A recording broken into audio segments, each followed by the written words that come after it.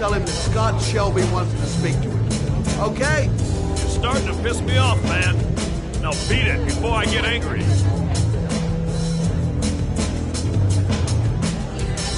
If I want to see Gordy Kramer, I'm going to have to go about it some other way.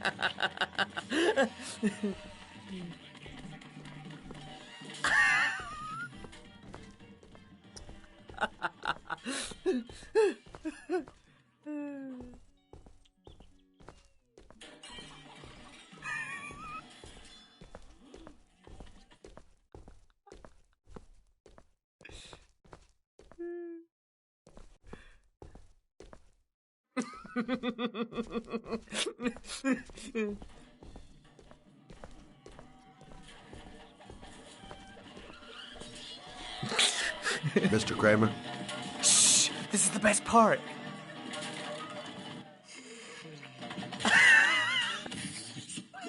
My name is Scott Shelby. I'm a private detective. I'm investigating the case of the Origami Killer. I'd like to ask you a few questions.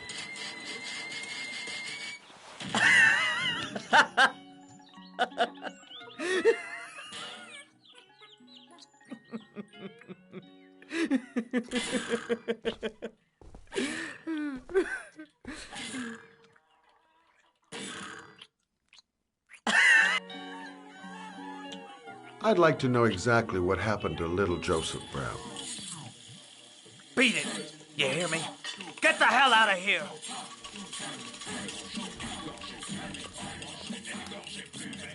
What do you want? A witness saw little Joseph Brown get in the back of your limousine. That was the last time anybody ever saw it. Now, I know you've been arrested and interrogated until your father made a little phone call and the file was closed. I'd like to hear your version of the facts. The kid was lost. I just offered to drive him home. The police arrived, I explained the misunderstanding, and I was released. End of story. Nothing to get excited about, right?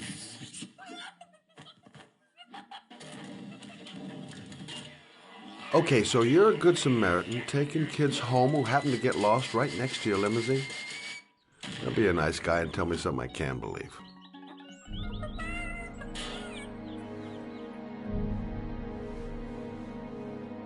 Very well. I'm the origami killer. I get my victims into my car. I drown them in rainwater. Then I dump them on a wasteland with an origami figure in one hand and an orchid on their chest. I do that because I'm bored, Mr. Shelby. And it's a creative and entertaining way of having fun. Is that good enough for you? Or do you want more? This interview is over. Get rid of this clown!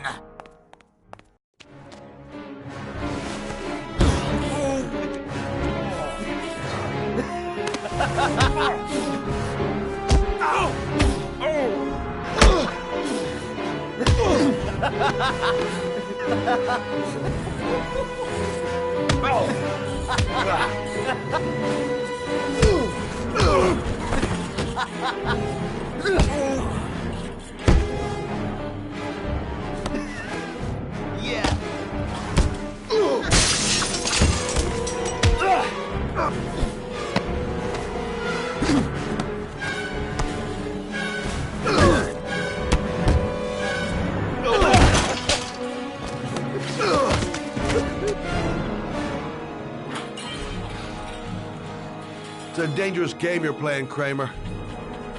Do you know who my father is? He only has to lift one finger and you won't wake up tomorrow morning. You're the one that should be afraid, Mr. Shelby, not me.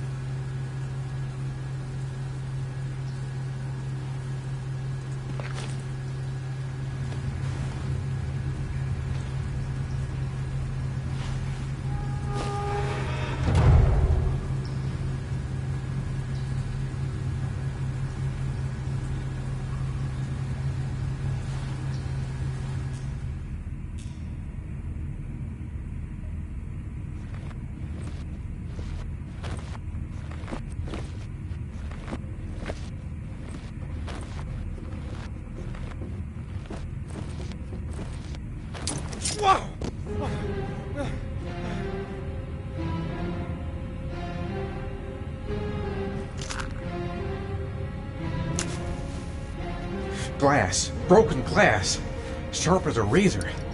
Impossible to go back. I'm gonna have to crawl through it, slowly, so I don't tear up my arms.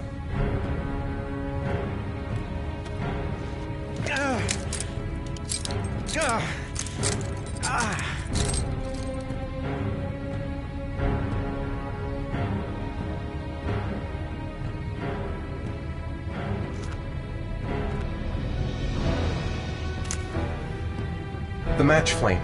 It indicates where the fresh air comes from. All I have to do is follow the wind.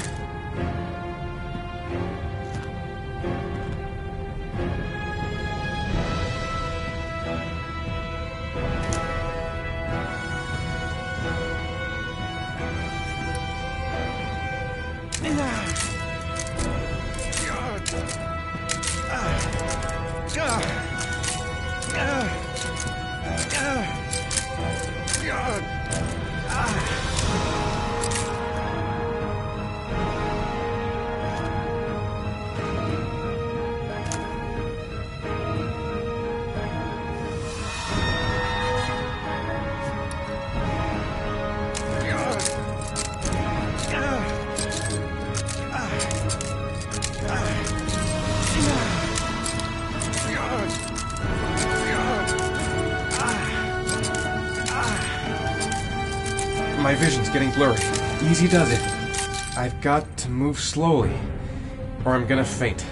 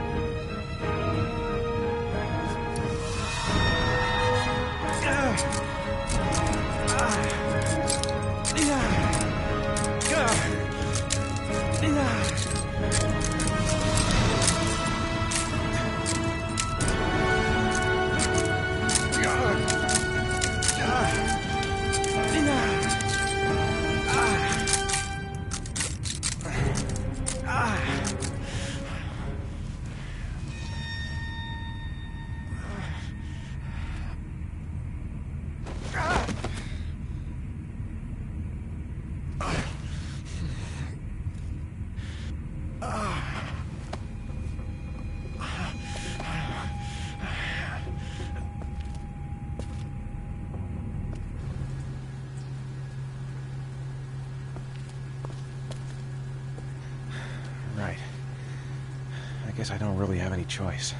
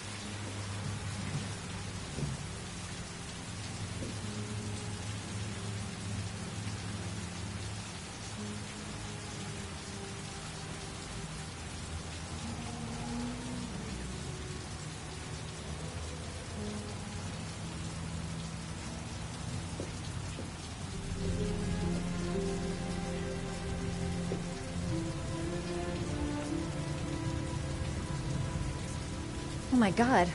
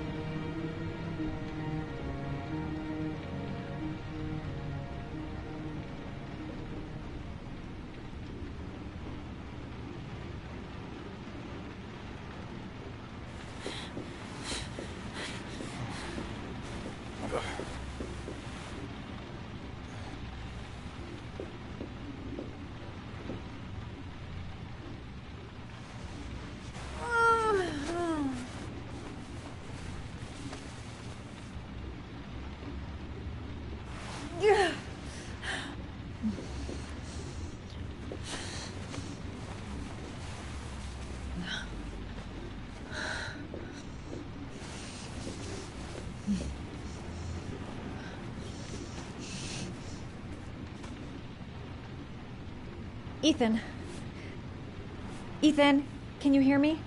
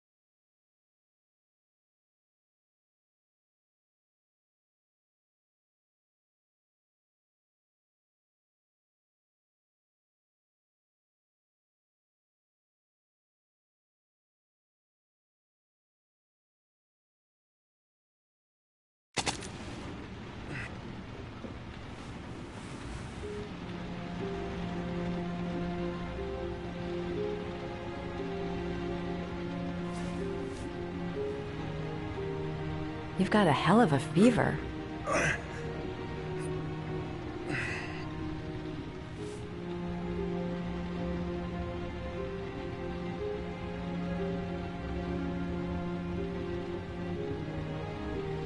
Are those burn marks on your chest?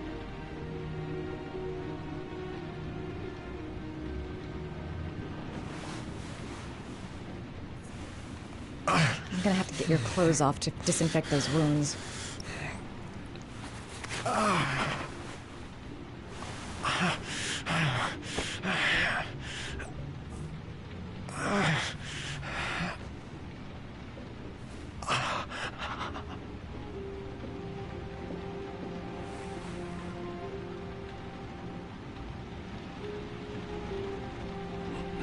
Those are serious burns.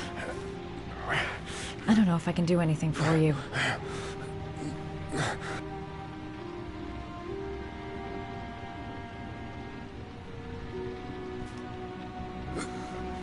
Arms look really bad. I need to disinfect your wounds.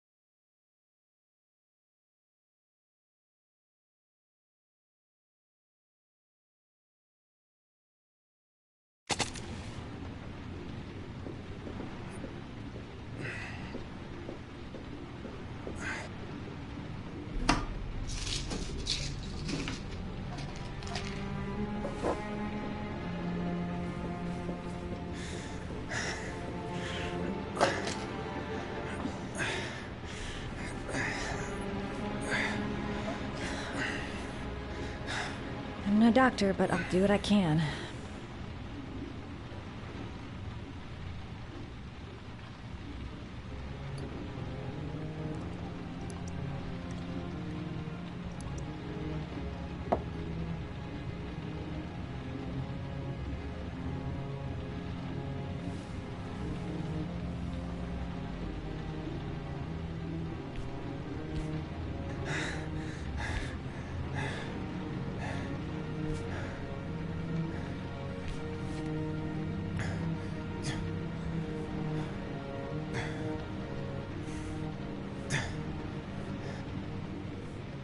Your wounds are disinfected.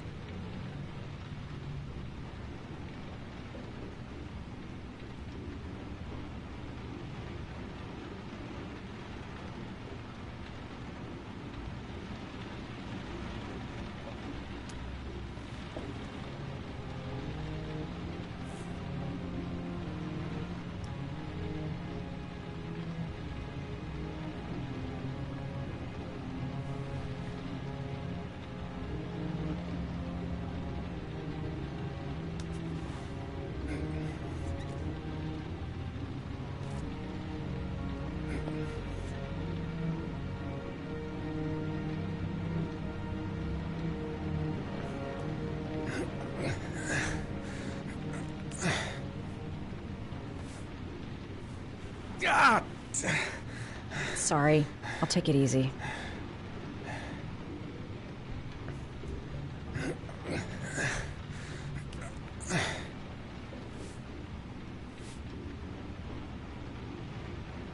That should ease the pain.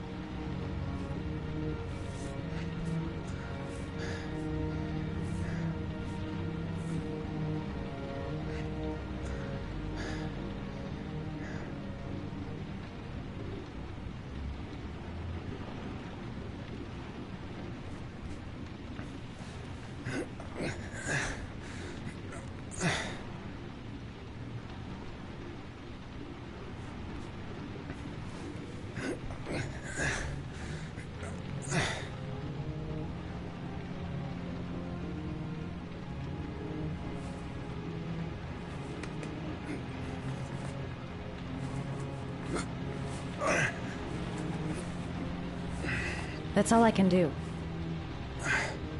How do you feel? Ethan? He's unconscious. Now I'll just have to wait. And hope he wakes up.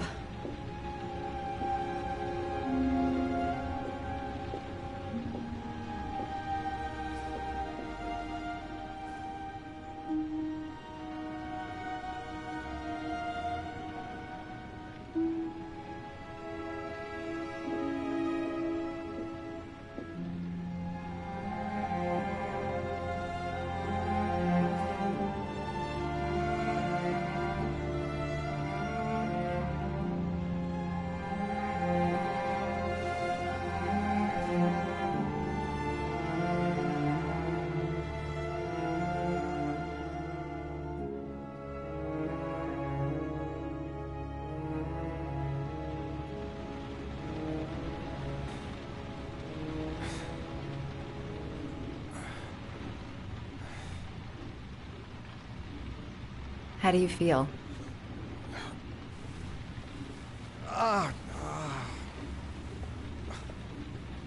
I've been better. Was I out for long? About 3 hours. Why the guardian angel act? You don't even know me.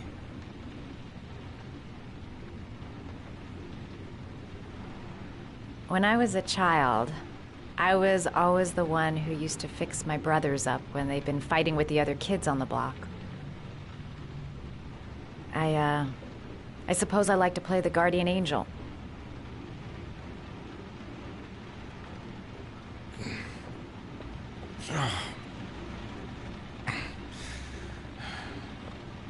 You said you were here because you're an insomniac?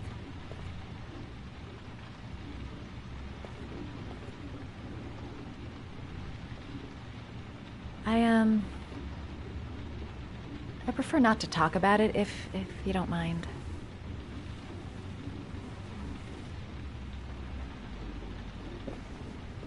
You seem to lead a dangerous life. It's not the one I chose.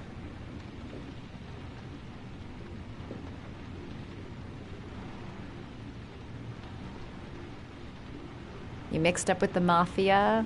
Owe someone money? Something like that?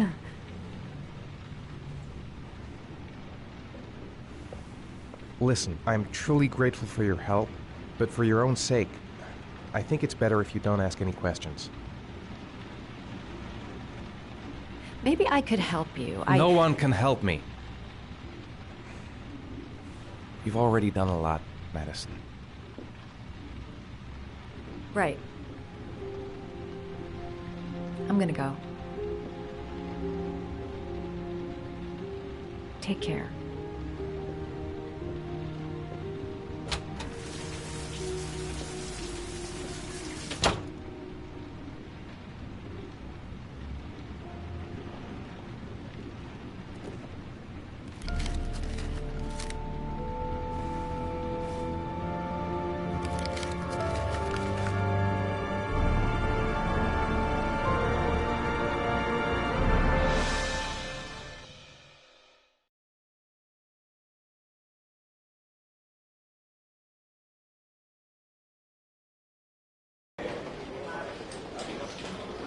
I didn't do it. I swear I didn't do it.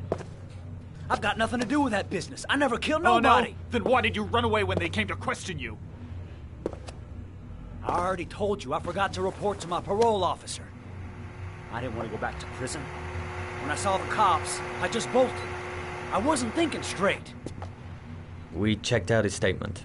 He has an alibi for at least 3 of the murders.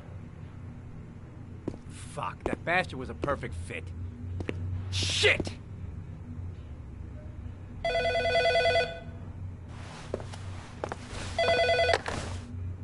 Ash? Okay. Sean Moss's mother's here. She'd like to speak with you.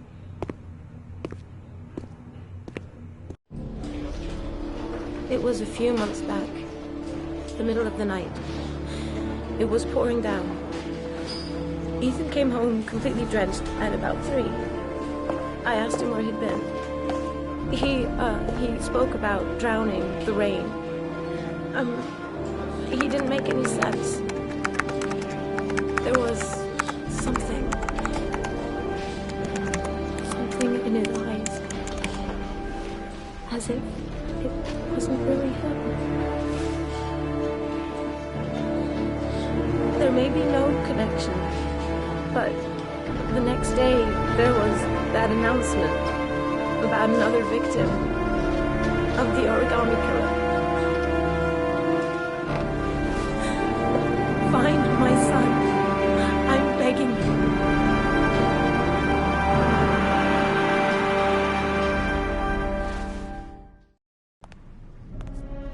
I'm Police Lieutenant Carter Blake, and this is Agent Norman Jaden of the FBI. According to our information, Ethan Mars is one of your patients. We'd like to ask you a few questions about him. I'm sorry, that's impossible. I beg your pardon? I'm bound by an oath of secrecy.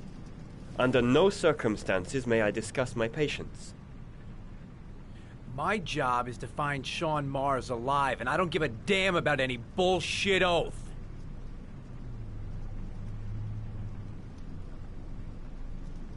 It's your duty to inform the police if you suspect one of your patients, Doctor.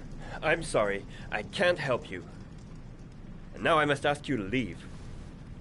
You need to cooperate, for your own sake.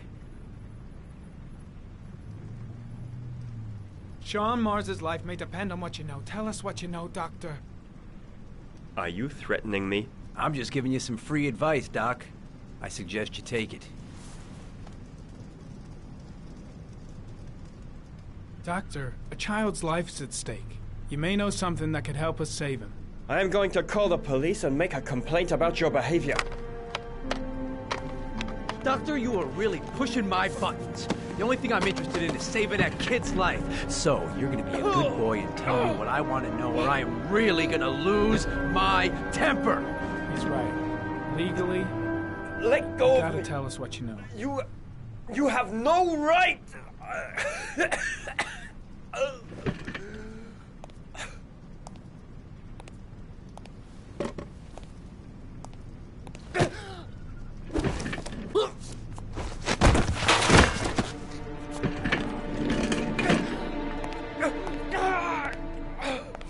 Come on, Doc. There's an easy way and a hard way. It's your fucking choice. You have no right to hit him. I'm saving a kid's life for Christ's sake. If you don't like it, leave.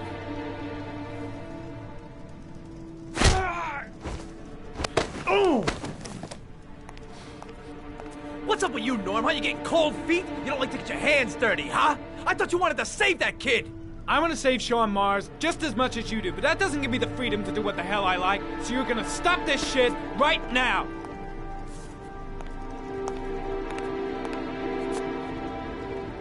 I'll get you for this, Jaden. Don't worry. I will not forget. Ethan Mars has had psychological problems since his first son died.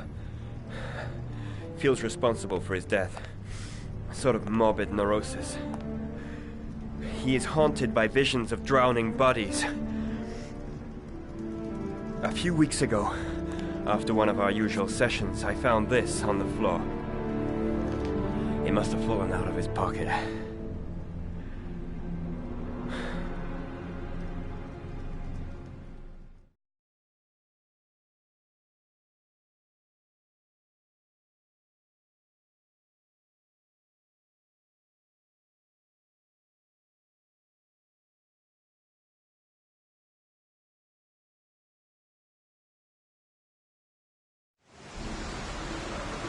Ash, I want you to assign every available man to finding Ethan Mars. I want a man outside his place day and night. Notify all agencies to start looking for him. I want you to keep an eye on the train stations, the airports, the bus terminals. I want every cop in the city on his ass, so that if he moves, we know about it. Yes, Ethan Mars is the origami killer.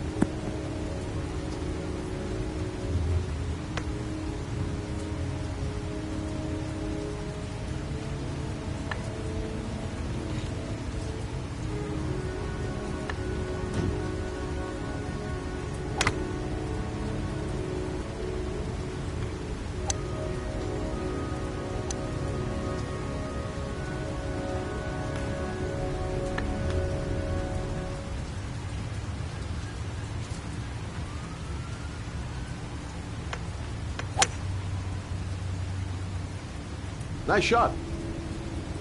Thank you. Please come in, Mr. Shelby. Would you care for a coffee? Oh, no thanks. Do you play? I tried once, but I think the owner of the course is still looking for me. It's an interesting sport. It requires strength, but also a cool head and absolute precision. Would you care to hit a few balls with me? There's no danger of damaging the greens here. Okay. Take off your jacket and grab a club.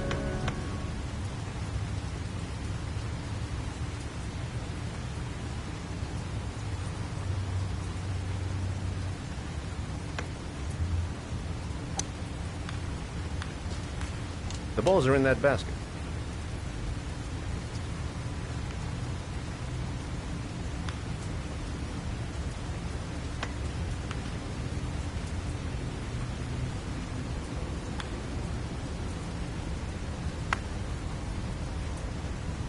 The most important thing is to grip the club correctly. When you feel ready, you swing.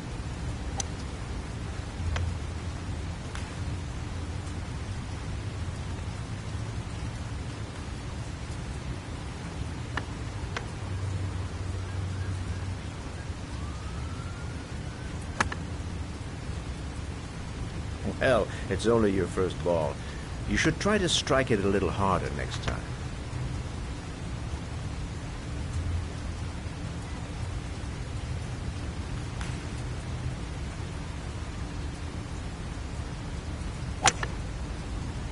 I'm assuming you didn't invite me here just to play golf, Mr. Kramer. I hear you've been asking questions about my son. That's right. I want to know if Gordy is linked to the Origami Killer case in any way.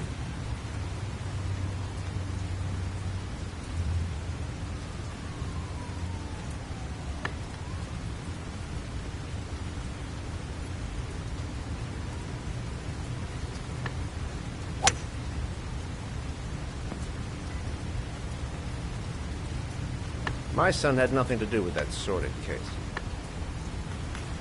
Well, then he has nothing to fear from my investigation.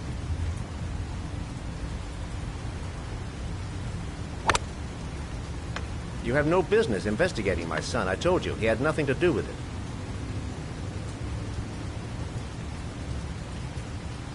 With all due respect, Mr. Kramer, it's up to me to decide who I want to investigate.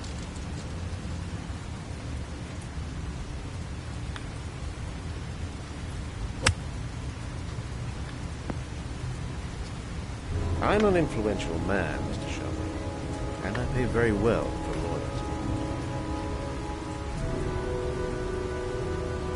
loyalty. Are you trying to buy me? Let's just say I'm trying to show you where your interest lies. How much do you want to leave my son alone? I think you misunderstood me. I don't play that game. Don't go near my son, Mr. Shelby. If you do, you'll regret it. Have a nice day, Mr. Kramer.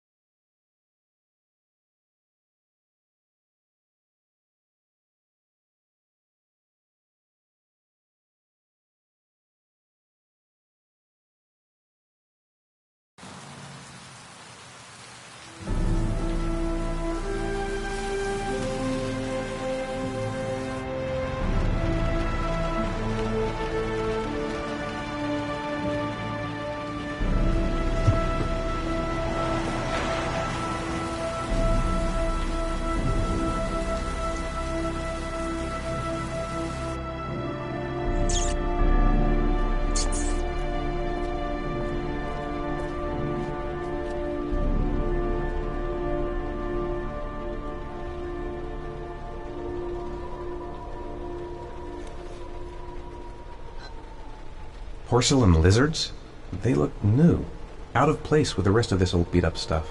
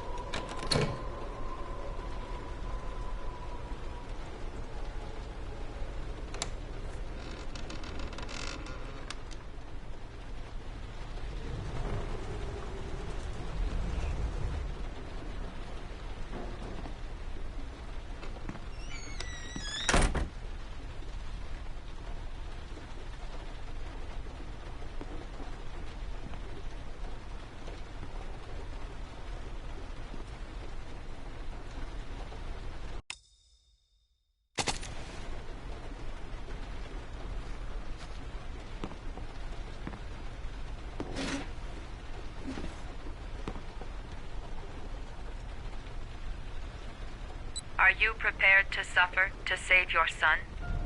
You have 5 minutes to cut off the last section of one of your fingers in front of the camera.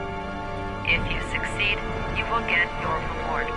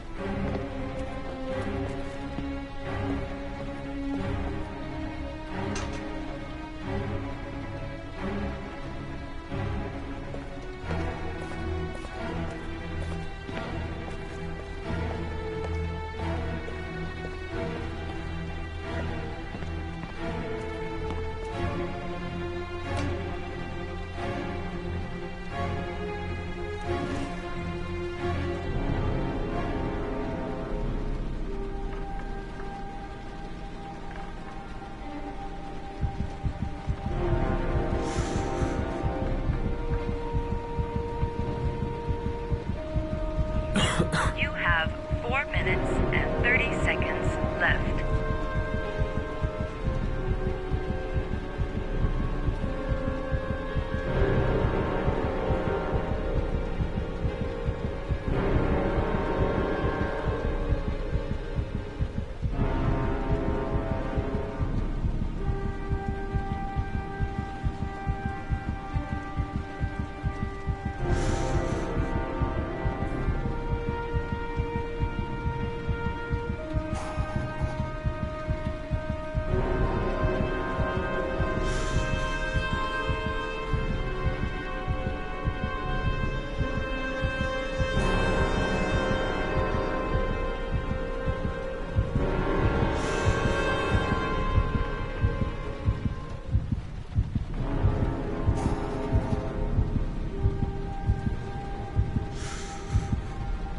You have 4 minutes left.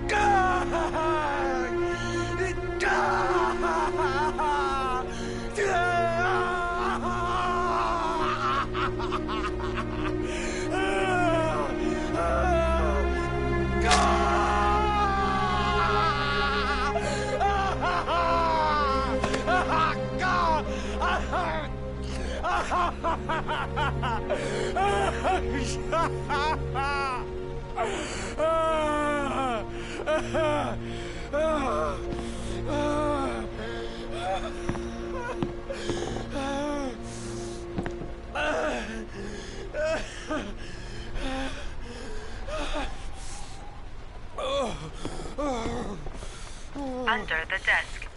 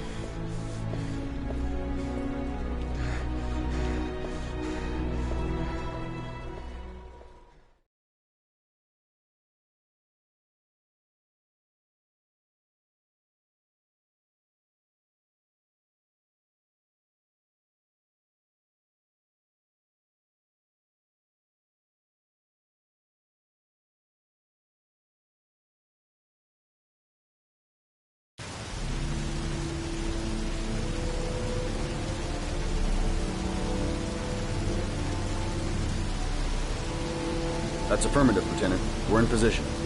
Perfect. Nobody moves until I give the signal. Is that clear?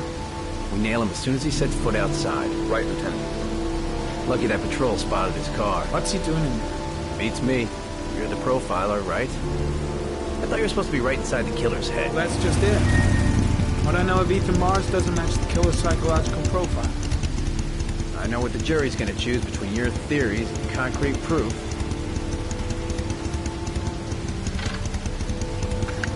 What the fuck is that girl doing there? If Mars comes out now, she's gonna be in trouble. What do we do, Lieutenant?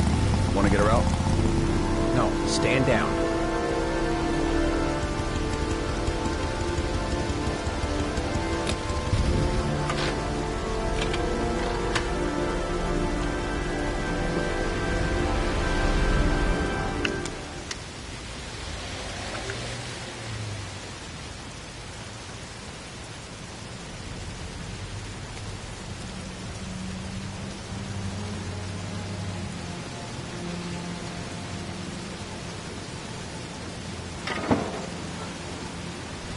Going inside.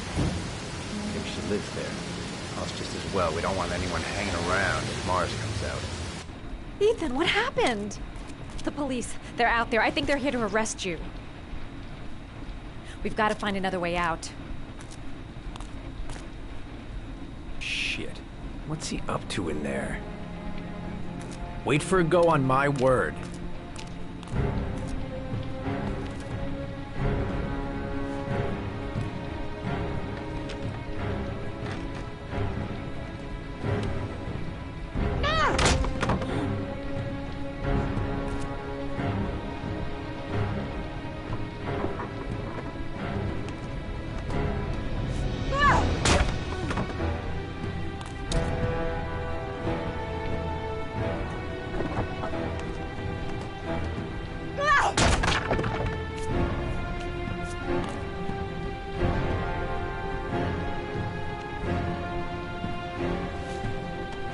Shit!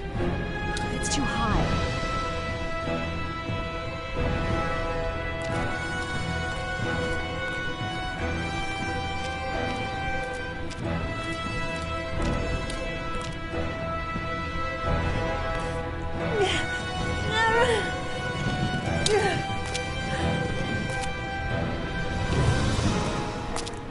Ready on my go. Stay here, Jaden. Out of the question. I'm coming with you. 2 men at the door, hold your positions. It's a go.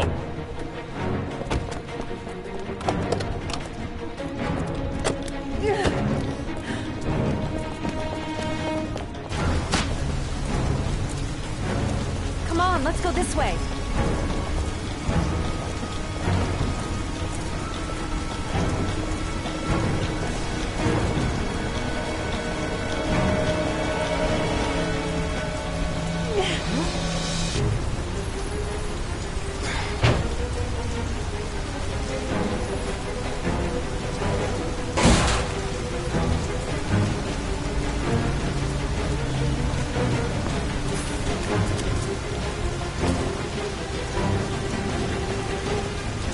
Hey, you, don't move! I'll shoot! Come on, quick! I can't. Hands in the air! Lieutenant, there's a man and a woman exiting the alley. A woman? Shit! It's that girl who went in! Everybody downstairs! They're in the alley! Follow them! The subway.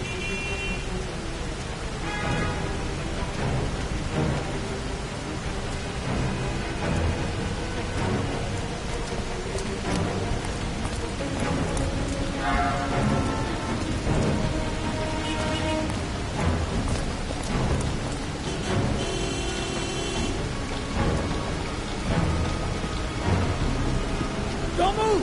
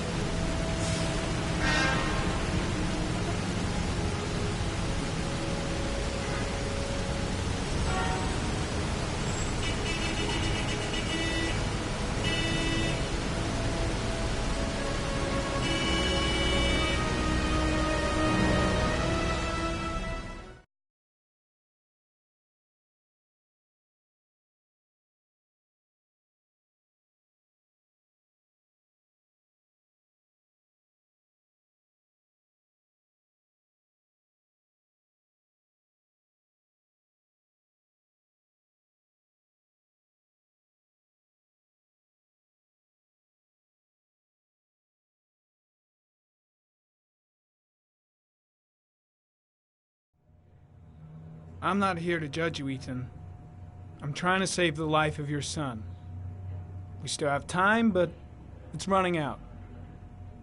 Help me, Ethan. Tell me what you know.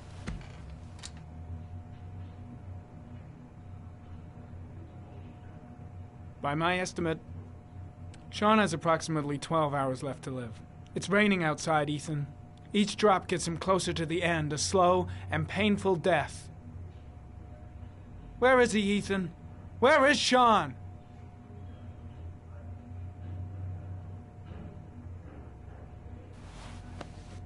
Look at these, Ethan. Look at these. 8 photographs. 8 lives taken. Drowned in the goddamn rain. Recognize this one, huh? That's your son, Ethan. That's Sean. He is still alive. Talk to me, Ethan. Say something!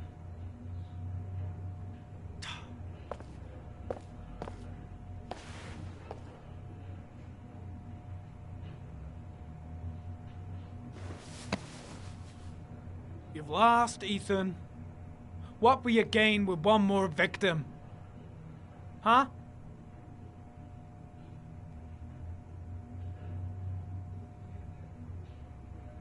I kidnapped my son. But I can't remember what happened. I don't know where he is. But the only way to find him is to let me out of here. I'm the only person who can save him.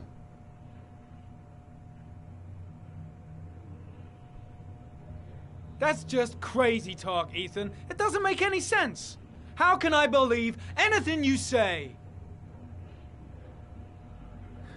I love my son. I love my son. If you keep me here, Sean is going to die.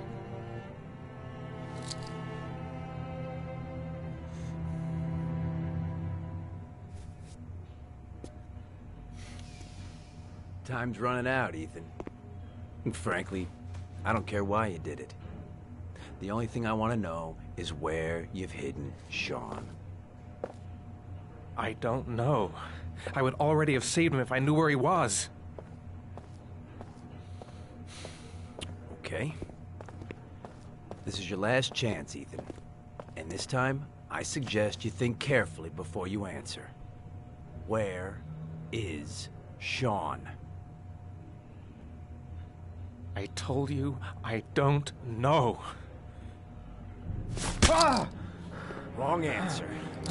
I asked you. If you beat him, his confession's worthless. They'll throw the case out. Blake, what are you doing? This guy's a killer. He's got no fucking rights. He's gonna tell me everything. You.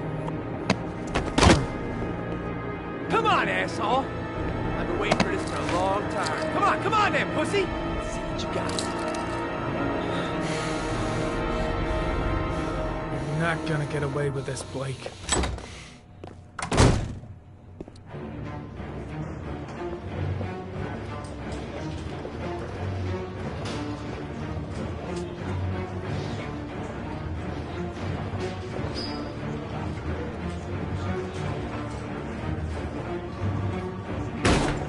Blake is trying to beat a confession out of Ethan Mars. You've got to do something! Which is more important, Norman?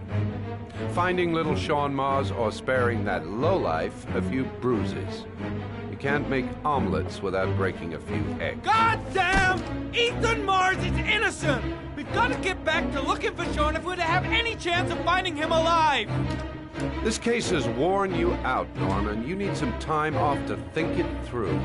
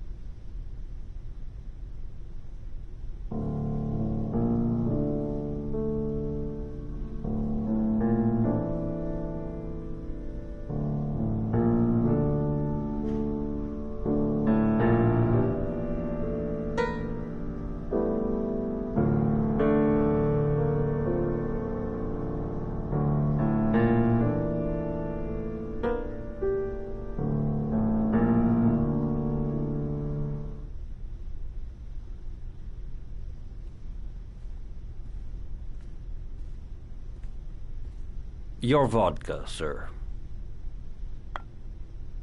Thanks.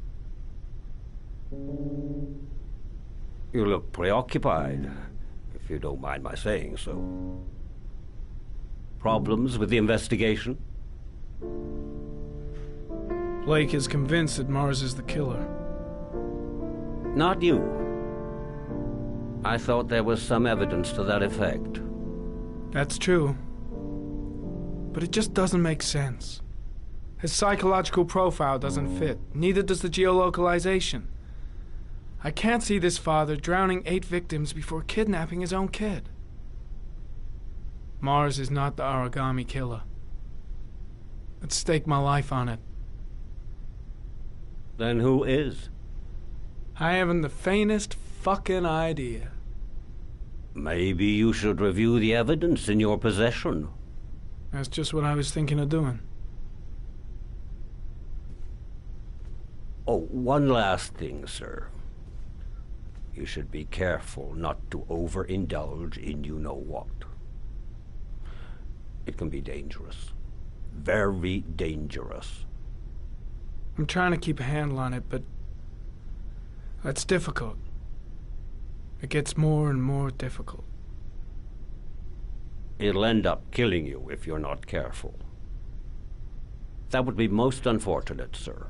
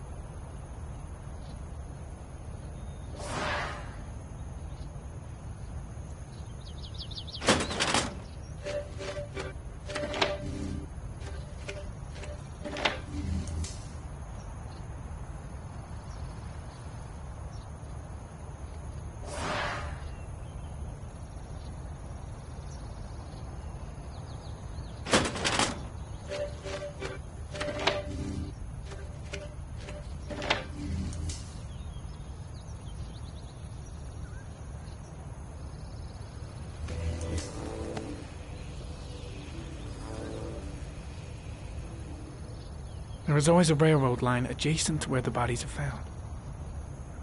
And all the victims disappeared in the fall.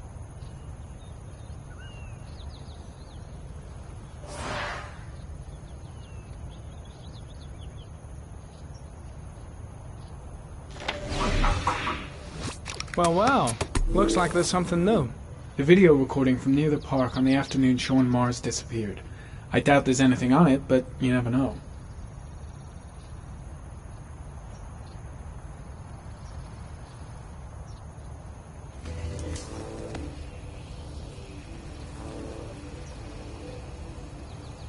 A Chevrolet model corresponding to the tire prints passed at 1602 heading for the park, when in the opposite direction at 1637. That could fit the time that Sean Mars disappeared. Could it be the killer's car?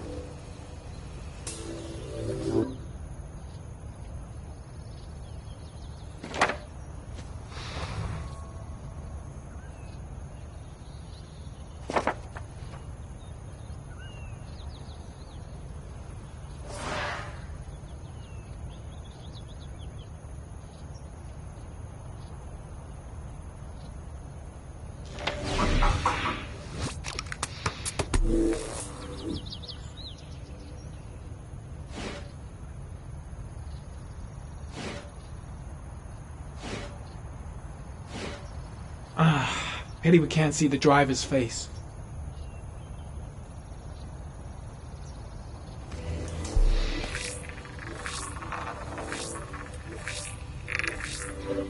The car was stolen. Let's see. A certain Jackson Neville was suspected of stealing it, but the charges were dropped. Not enough evidence.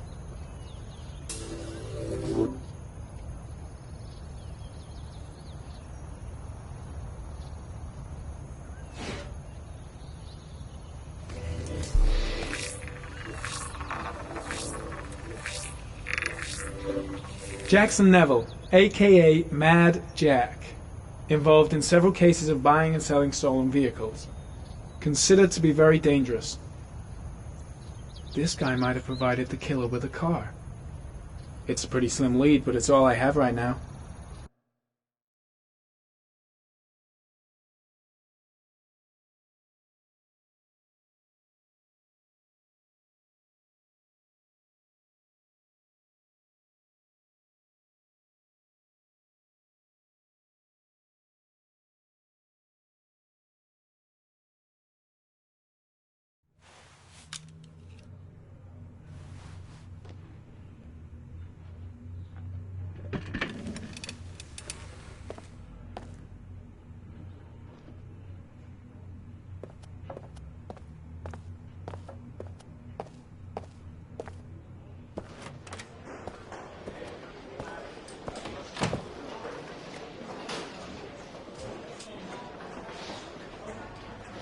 Did Mars confess? No, not yet. He lost consciousness. We'll give him a break and then we'll get back to him. He must be tougher than I thought. Tough or not, he'll crack. They all do. In any case, congratulations, Lieutenant. You've done a fine job. I've called a press conference. Gonna kick off in 1 hour. I expect it'll be quite an event. Don't you want to wait until we actually got his confession? No point. We've got him dead to rights. That's all the press wants to know. Ethan Morris is innocent. He truly believes that he alone can save Sean. What if he's right? I'll play those odds. I got to get him out of here.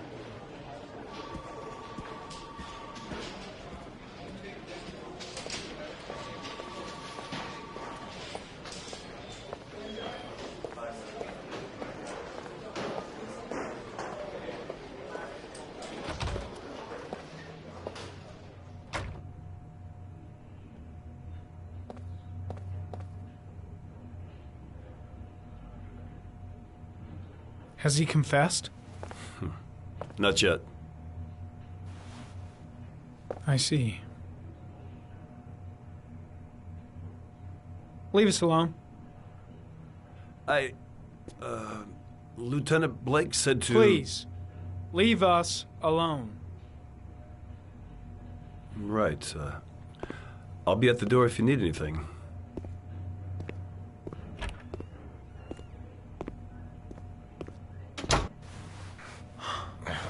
Christ. Are you all right, Ethan? I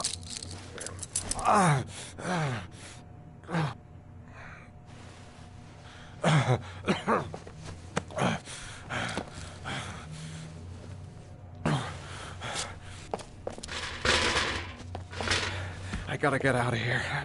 I've gotta save my son. Let's see what I can do.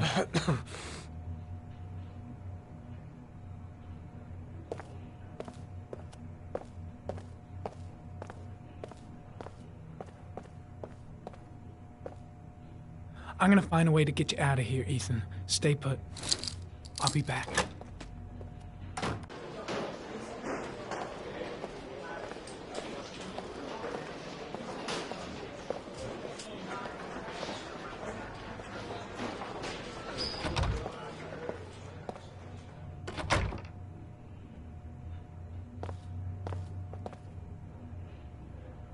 Gary, you can take a break. I'll keep an eye on him. You sure? Actually, I was busting for a piss. If you need to adjust his handcuffs, the keys are on my desk.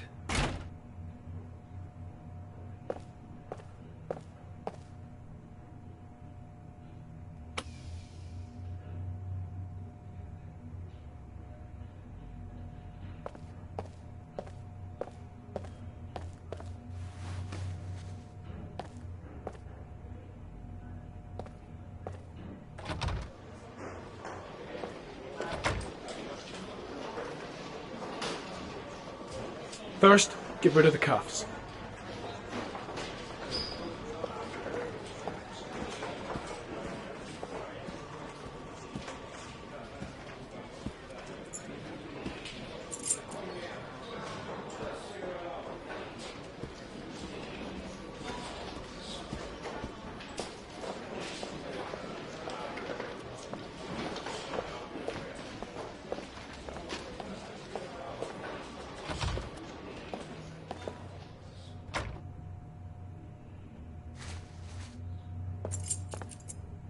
That's it. You're free.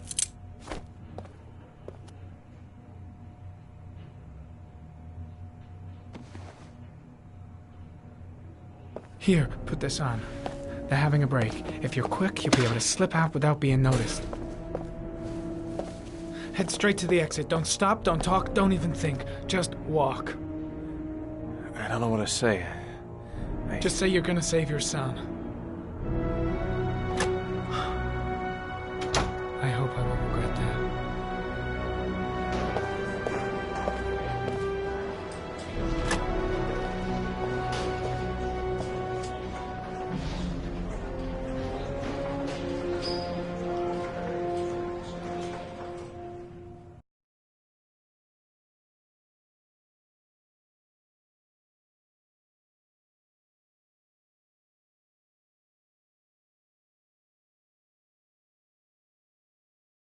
Less than an hour ago, we heard from the police who have identified the man thought to be the origami killer. Ethan Mars, father of the kidnapped victim Sean Mars, is on the run and should be considered armed and dangerous. A police manhunt is now underway, and they hope that they will soon be able to announce the apprehension of this dangerous lunatic.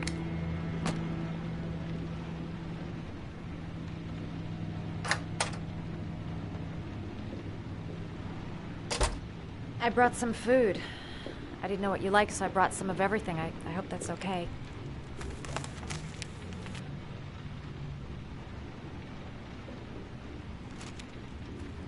Why are you helping me, Madison? You know nothing about me. You could have been killed. I don't know. I guess it just seemed like the right thing to do at the time. You needed help, I helped you. You're all over the news reports, Ethan. Every cop in the country will be hunting you. They say you're the origami killer. Is it true? Are you the killer, Ethan?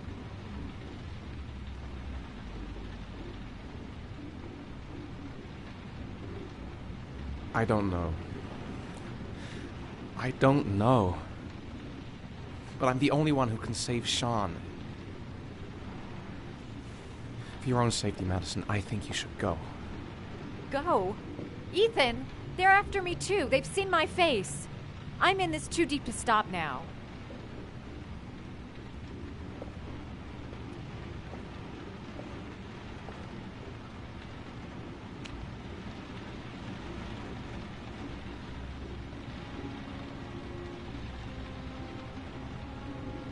I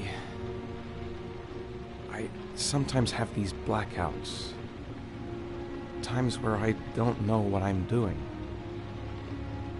As if I'm someone completely different. The only thing I remember afterwards is the bodies. The bodies in the water. Why are you hurt, Ethan? Why were you in that apartment? I think my other self is testing me, testing my love for Sean. He wants to know if I love my son enough to save him. That means there's some part of me that knows where Sean is.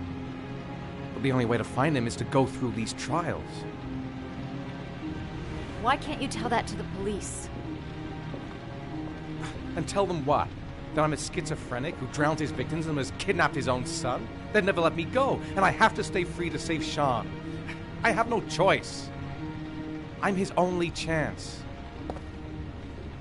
When Sean is out of danger, I'll turn myself in, but not until then.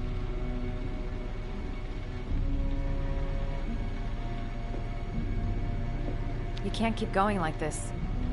You're destroying yourself, Ethan. Finding Sean is the only thing that matters. There has to be another way. You don't understand. Time is running out. Sean will be dead in a few hours. I have no choice.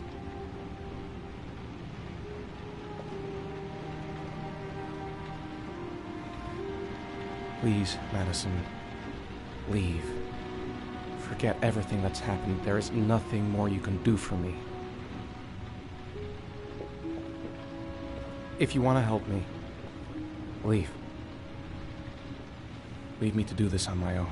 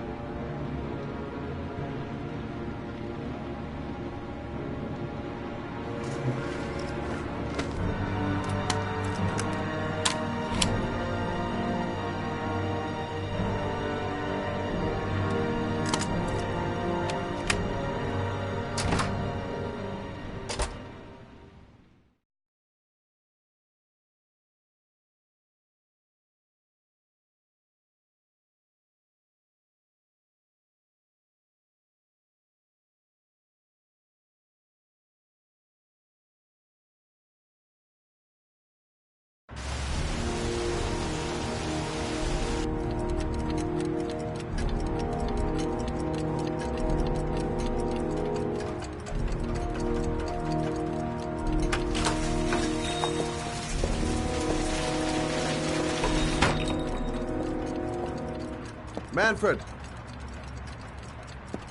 Manfred! Anybody home?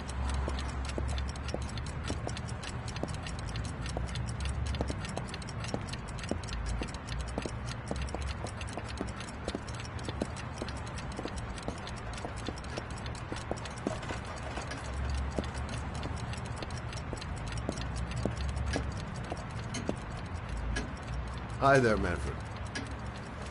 Who is it? Scott. Scott Shelby. Do you remember me? Scott? This is Scott! Oh, yes, of course. Well, good to see you. How long has it been? Oh, about 10 years, I guess. Oh, at my age, time means nothing anymore. I repair clocks, but I try to forget about time. Well, how about you? Are you still with the police? Oh, no, I quit. I'm a private investigator now. This is Lauren. She's a friend. Hello. Oh, hello, young lady. Well, this calls for a celebration. I've just the thing. Wait there. I'm sure I saw a bottle of scotch around here somewhere.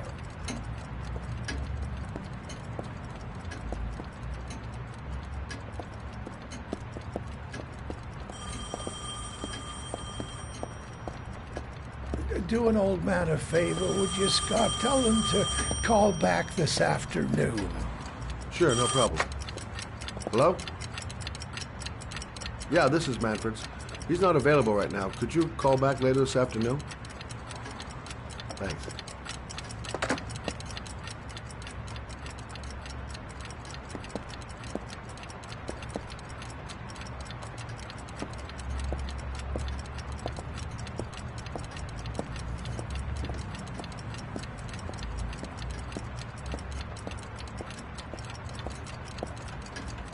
Well, to old friends.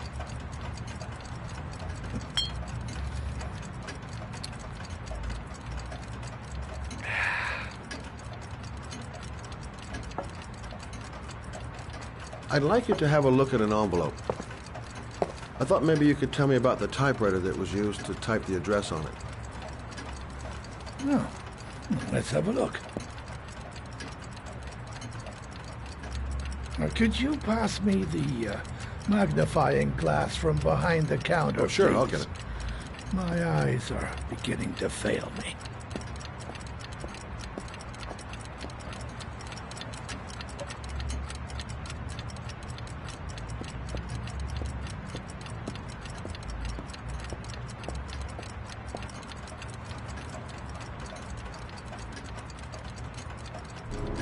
Thanks.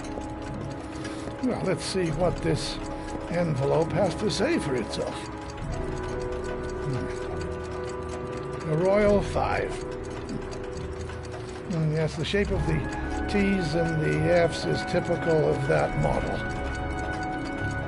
Produced between 1907 and 1924. Yes. No doubt about it. It's a Royal 5.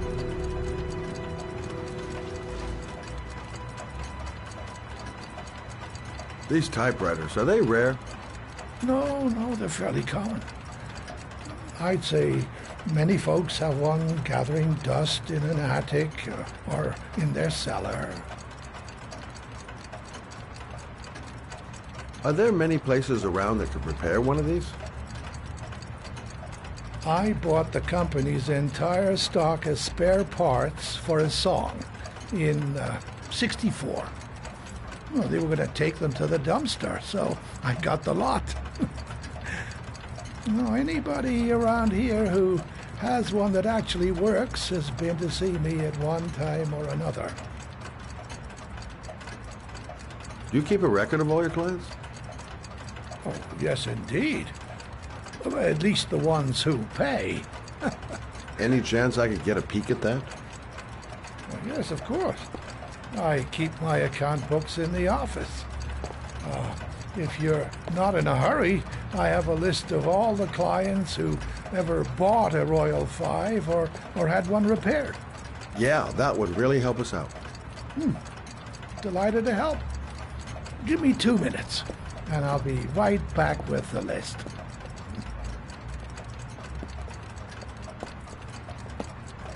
You think the killer's been here? If he has a 1920s typewriter, he may have needed Manfred's services to get it fixed. We'll know when we get the list.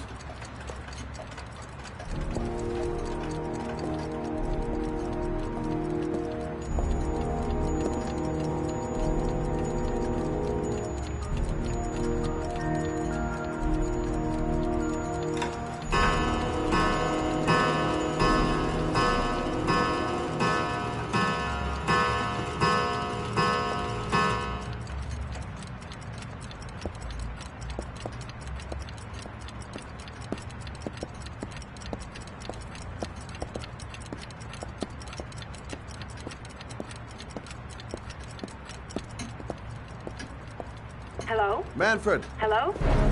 Your call is logged, sir. A police car will be there in a few minutes. I need to know who you are, sir. Sir? Hello?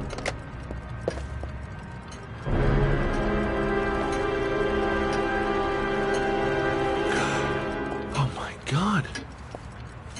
He's dead. Oh, God.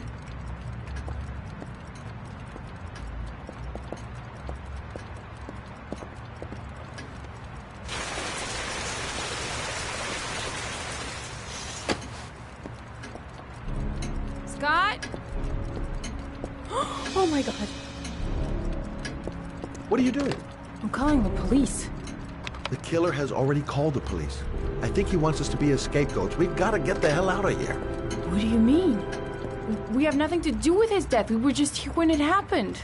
Look, we're running out of time to find Sean Mars. The last thing we need is 24 hours in a police station explaining this whole thing. Well, so what do we do?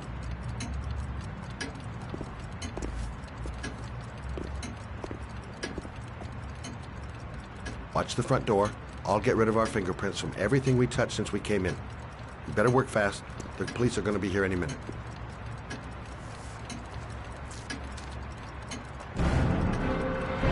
What are you doing, Lord? If someone comes in, we're going to be in trouble. These are Manfred's account books. He must have been looking for owners of royals when he was killed. Forget it. We got to get out of here fast.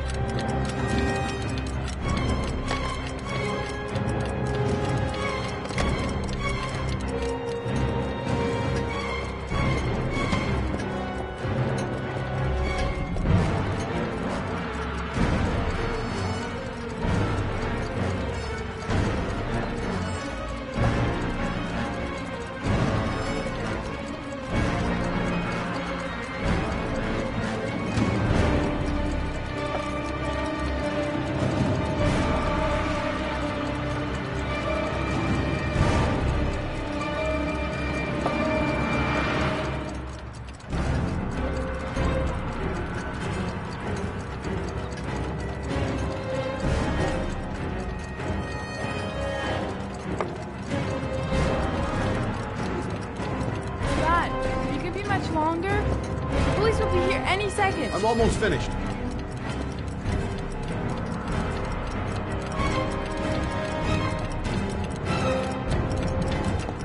That's it. We're done. You get all the prints?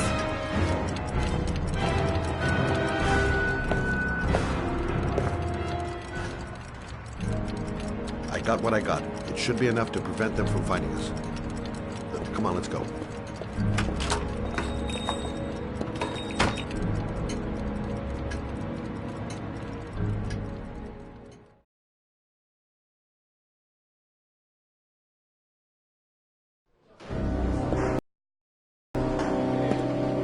So, you claim the victim was killed while you were in his shop. Yes, he went to get something in his office. A few minutes later, I went in to see if he was okay. That's when I found him.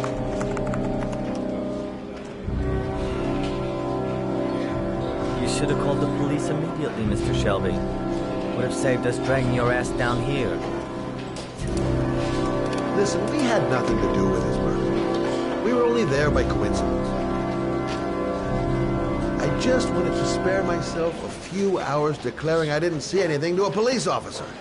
PI or not, Mr. Shelby, don't leave town. And if you end up next door to any more dead bodies, remember to call us. Okay?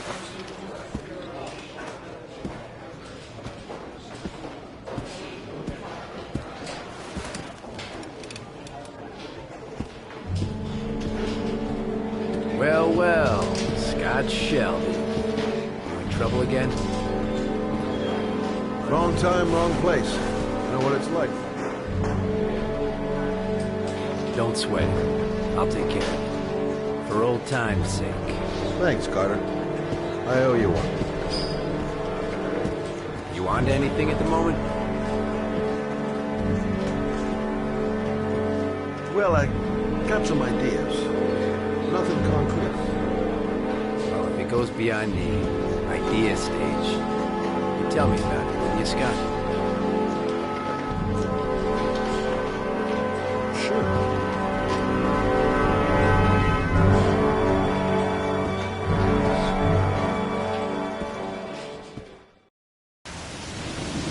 Where are we going? I'm taking you home. This is getting way too dangerous. No way. We're partners, remember? We had a deal.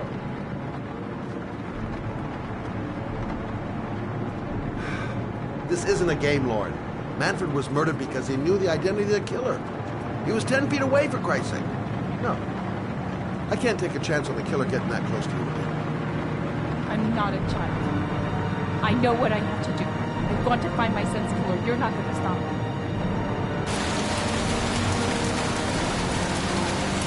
Well, then you can find him without me. I refuse to be responsible for anything that goes wrong. Stop the fucking car!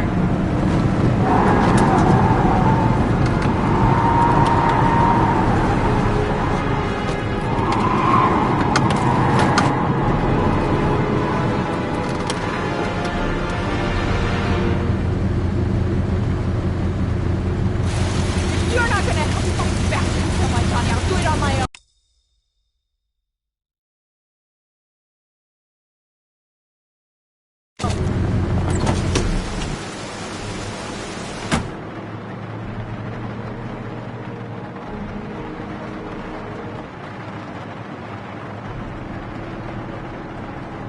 This girl's stubborn as a mule. She doesn't let up, with or without me. I can't just leave her like that. She'd do anything to find the guy who killed her son.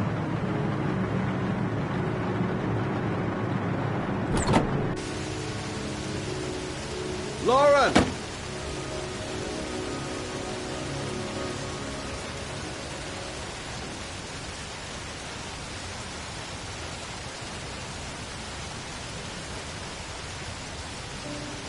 I miss him.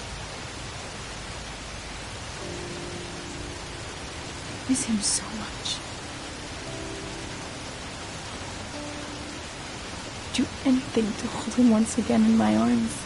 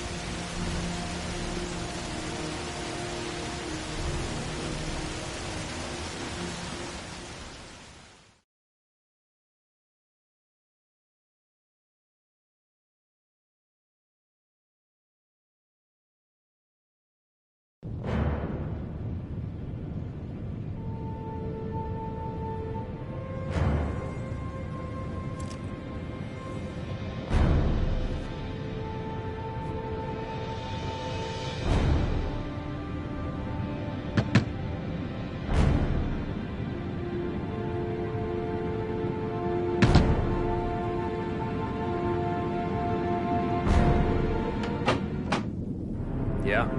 What do you want? Oh, fuck it. I said 1,000 times that I don't want any junkies at my door. If you want to score, man, you gotta fucking call for... Hey! Take it easy, man, huh? Keep cool. What do you want? Go? Money? Tell me what you need. Sure we can make a deal, huh? God, I'm gonna blow your brains out, you son of a bitch! You think you can come into my house and steal my dope? You're gonna be shooting up in hell, motherfucker! Will you stop fucking moving?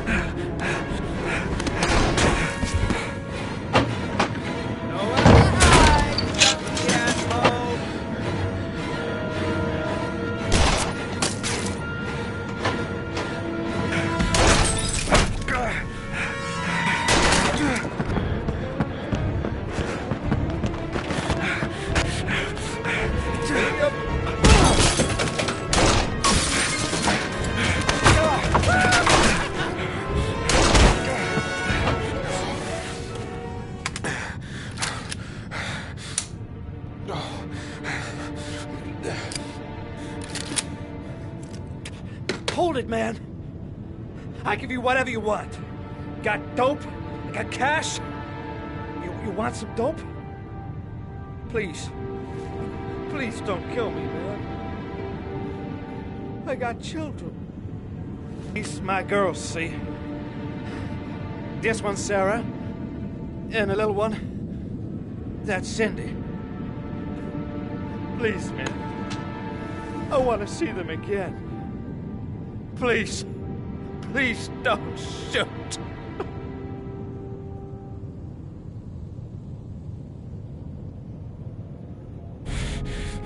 I'm a father, too. But I'm no killer.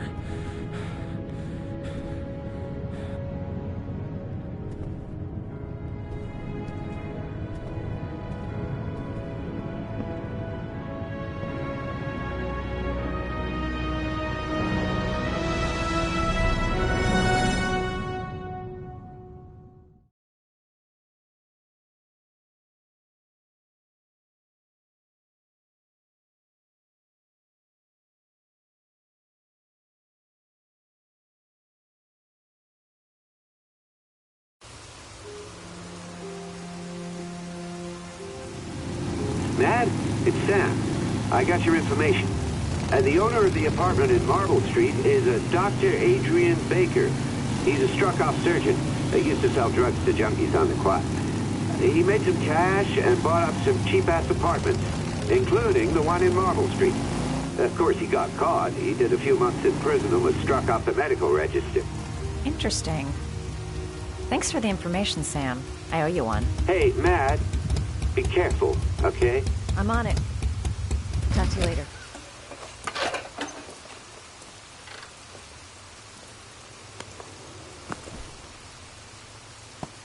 The owner of the apartment where Ethan cut off his finger lives here. It's not much of a lead, but it's all I've got.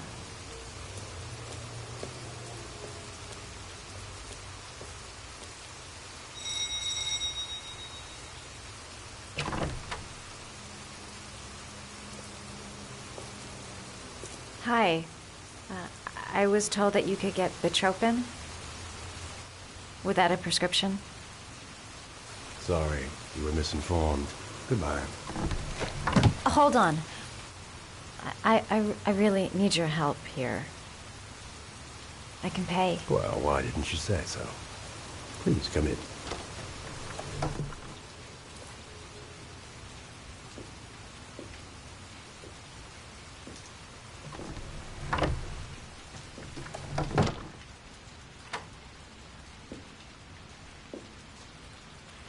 So, you're looking for Bitropin, my dear? Are you having trouble sleeping? How much do you need? I don't know, about 3-4 boxes. Well, no, that shouldn't be a problem. Would you like a drink? I was just about to have one. No, thanks. Well, alcohol helps take the edge off the pills, don't you think? Anyway, we should drink a toast to our first deal.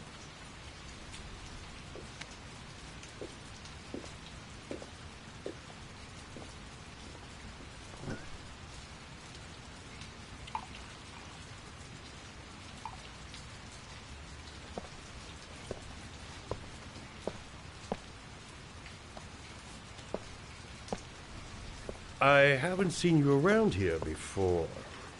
Who told you about me?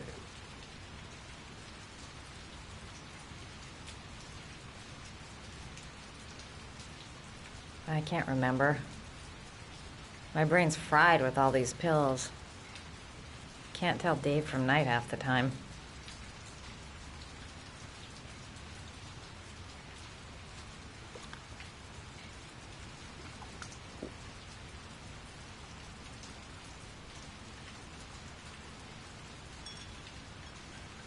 Can you get other types of medicine? Everything has a price, my dear. What about you? Do you have a price? Forget it. I'm not for sale. I heard you had some apartments for rent. I'm looking. Sorry, darling. Those are all booked up. Shame. I was looking for something around Marble Street.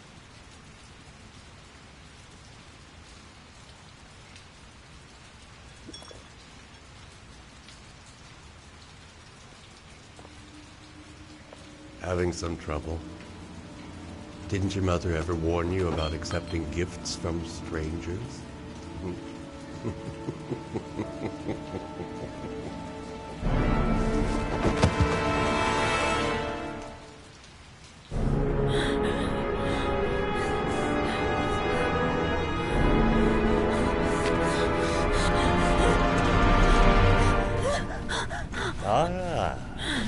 Say hello to Matthew.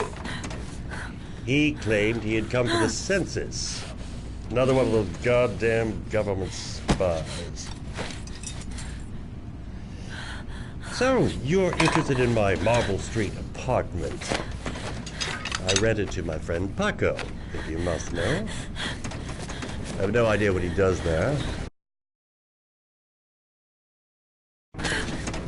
Maybe that's where he fornicates with his dancers from the Blue Lagoon. To be honest, I don't give a damn. Just as long as he pays his rent, he can do whatever he likes. But enough with the chit-chat. I miss surgery, you see, so I take every opportunity to practice. I don't have any instruments here, so I use whatever comes to hand. I hope you won't hold that against me. Hold tight. This might sting him.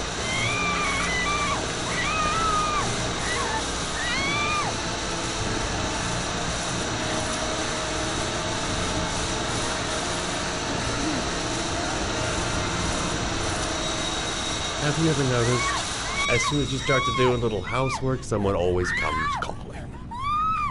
I'll get rid of our visitor and be right back. Don't move. I won't be long.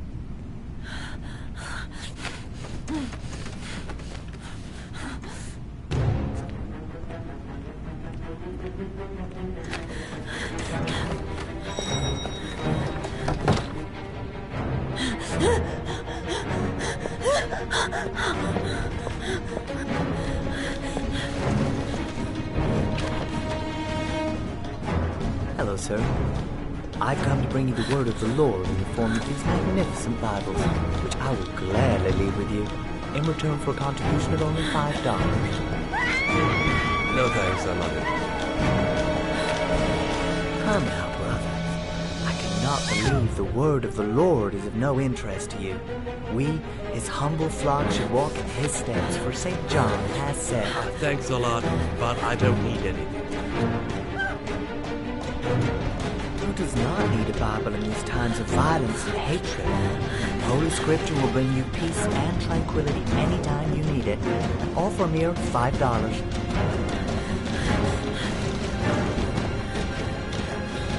Read my books. No Bible for me.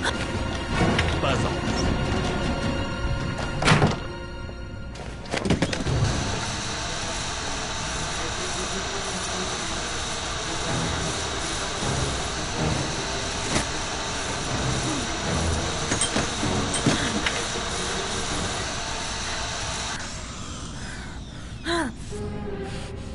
Sorry. I detest being interrupted when I'm operating. Now then, where were we?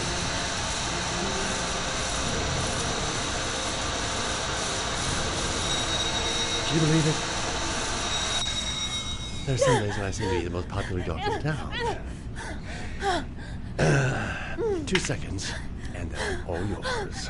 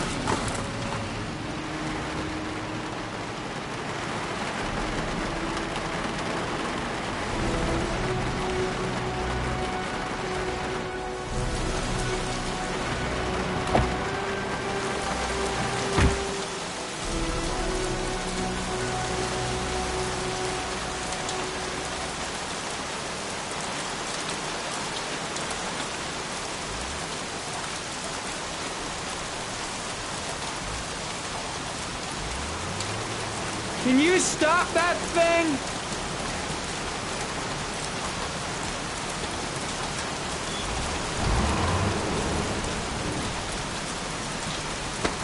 Norman Jaden, FBI. Can we talk for a minute? I'm listening.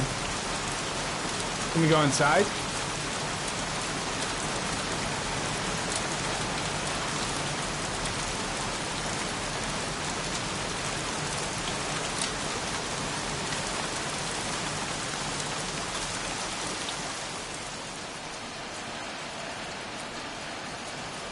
I'm looking for the owner of a blue Chevrolet Malibu 83. I don't give a damn how the car got here, whether you stole it or not. I just want to know who bought it from you. Sorry, man. Don't ring a bell. I got a real bad memory for names. Perhaps I can help you to remember. If we find out that you sold the car to the man we're looking for, you're looking at some pretty solid time inside, Jackie boy. You trying to scare me with your big talk? I never saw your damn car. Now take a walk.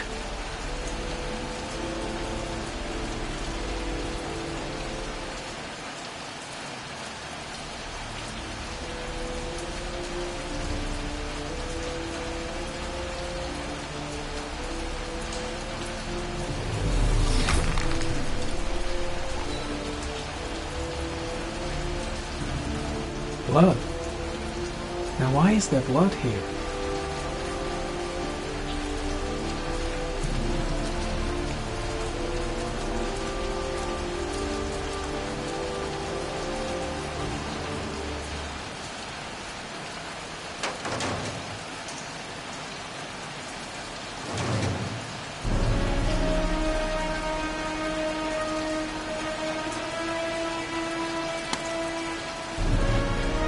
One of your cop buddies asking too many questions. I had to solder up his little mouth. Hands on your head, pig. I ain't got time to be playing around with you. Let's just get you out of sight and finish you off.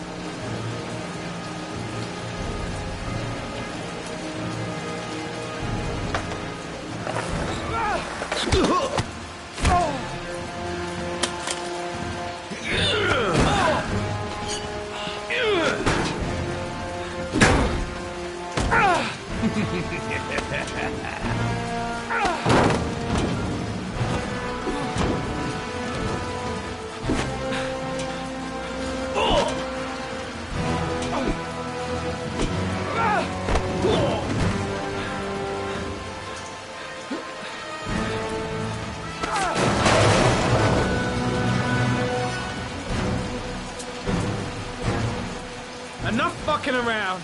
You're gonna tell me about the man with the blue car. Go fuck yourself in the ass. Damn! You out of your motherfucking mind, man? Oh, shit, Jack. Ain't nothing to it. Just a little bit of self-defense. Page 1 of the police manual. Kill or be killed. Whoa. Stop. Enough. I'm starting to remember some things. You be cool, and I'll tell you the tale. No, I don't know nothing about the guy. He wanted me to get rid of his dirty car, get him a new one with false plates. He paid cash, and I ain't the questioning kind. Said I was supposed to drop the word to a guy named Paco down at the Blue Lagoon when the car was done. Now, that's all I know. We'll continue this discussion down at the station. You're under arrest. You have the right to remain silent. Anything... Shit, not now. Anything you say can and will be... Hey, you look like you got a problem, man.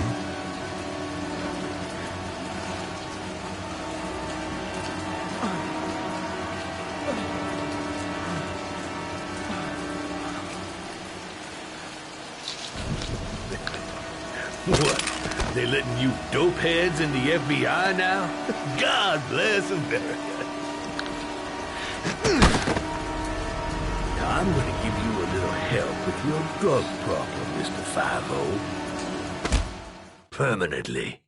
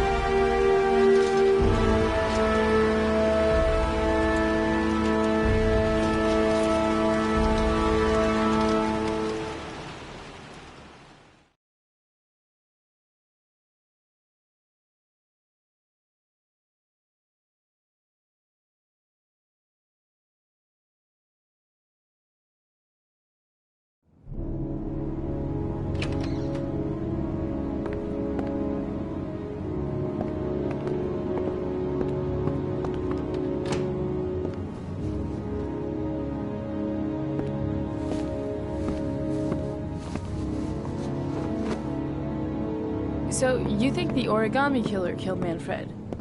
That makes sense. Didn't want him spilling his guts to us. And you suspect Gordy Kramer, right? Oh, him or one of his men. Gordy has the time and the means, not to mention the fucked up attitude to go along with it. He's only a suspect, but he's a pretty guilty-looking one. Are these your files on the case? Yeah, I've been working on him for a couple of years. I built up a mountain of paperwork. Magazines about origami? You think the killer could have subscribed to one of those? If he was even remotely interested in origami in the last 30 years, his name may be in there somewhere. Trouble is, there's over 500 names. That gets us squat. I'm starving. Do you have anything to eat? Well, I'm no chef, but I should be able to make some scrambled eggs if you like. Great. I'm soaking wet. I need to warm up a little. Is it okay if I take a shower? Be my guest. Go in my bedroom. It's the next door. Oh, I'll cook up the eggs while you're under the shower.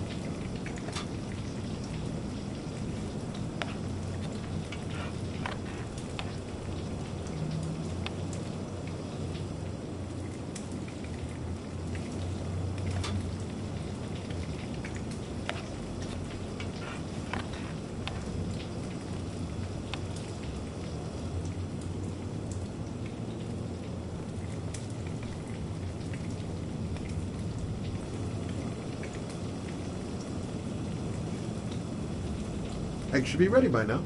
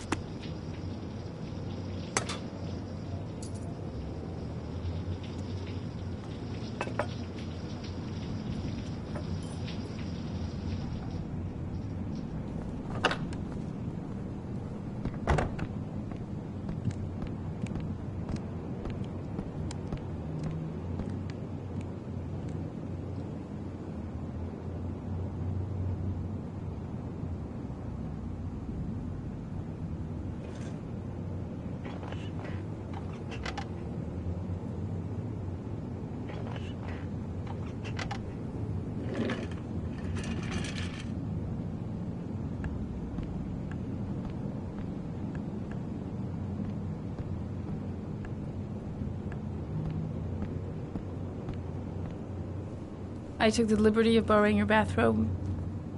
Looks better on you. Hey, that almost looks good enough to eat.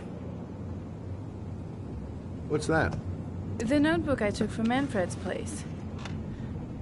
According to this, about 30 clients bought spare parts for Royal machines in the last 10 years. The killer may be one of them. Oh, you know, checking out the alibi of 30 clients one by one, that's a lot of legwork. Except that if we cross-check them with the list. The list of subscribers to origami magazines. You still got that, right? Yeah, of course. Lauren, wait.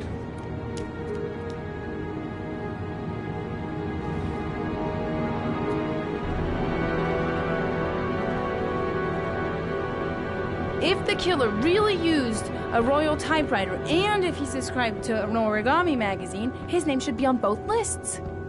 Well, Lauren, I mean, that's just an assumption, but yeah, I suppose. His name is here somewhere. Help me. We're gonna find him.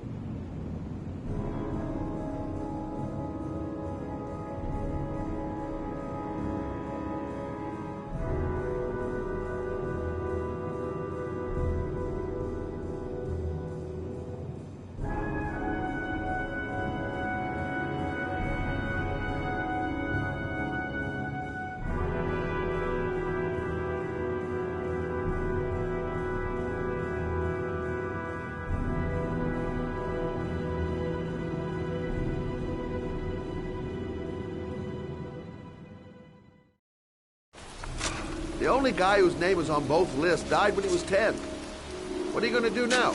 Dig up his coffin, make sure he's dead? I know it doesn't make any sense.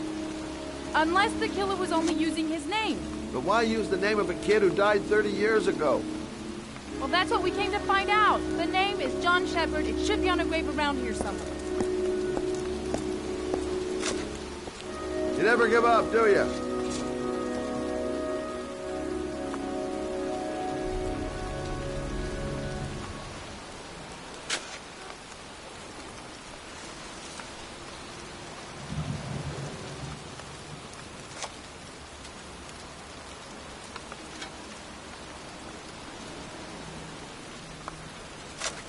Excuse me, I'm looking for...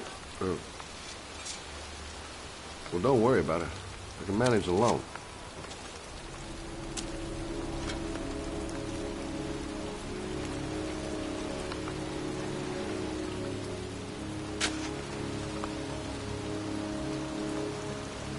Excuse me. I'm looking for the grave of a young boy who died about 30 years ago. His name was John Shepard. You wouldn't know where it is by any chance. The children's graves are in the next plot. Thanks.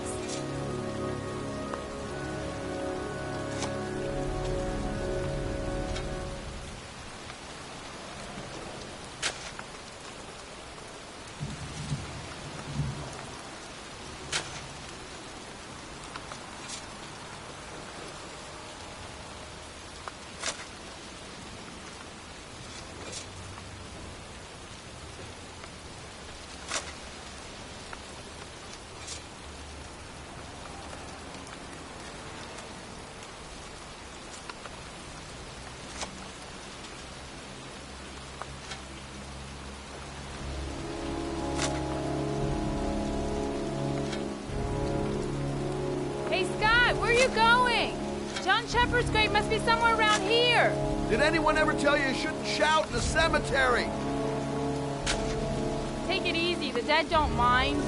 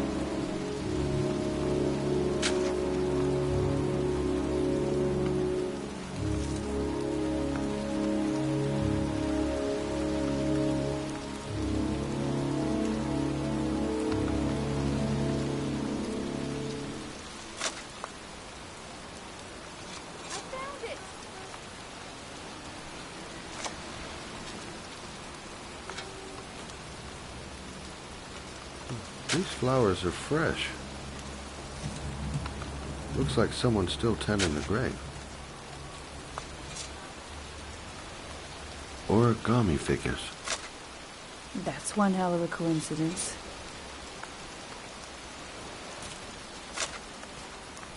Oh, youngin'. That one I knew well. You knew John Shepard? I've worked this graveyard nearly all my life. I remember what happened. It was in 77. October, I think.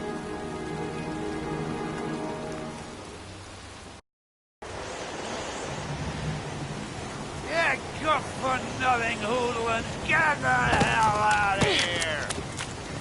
God, beat it, you lousy no good brats! Come back when your fucking mother comes home from work. He's drunk again. What are we gonna do? It's pouring rain. We're gonna get soaked if we spend a day outside. Well, at least you won't get beat. The rain never hurt nobody. Come on, let's go play. Bet you can't catch me!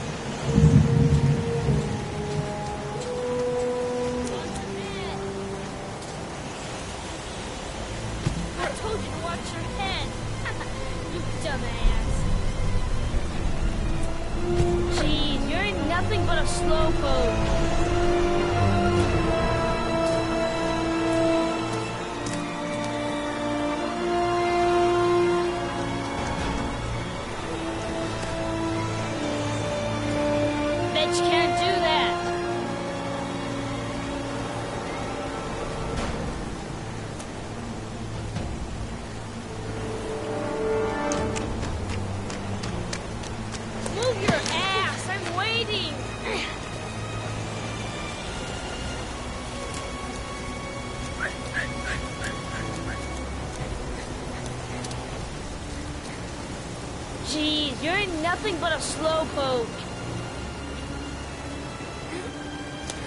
Come on, loser.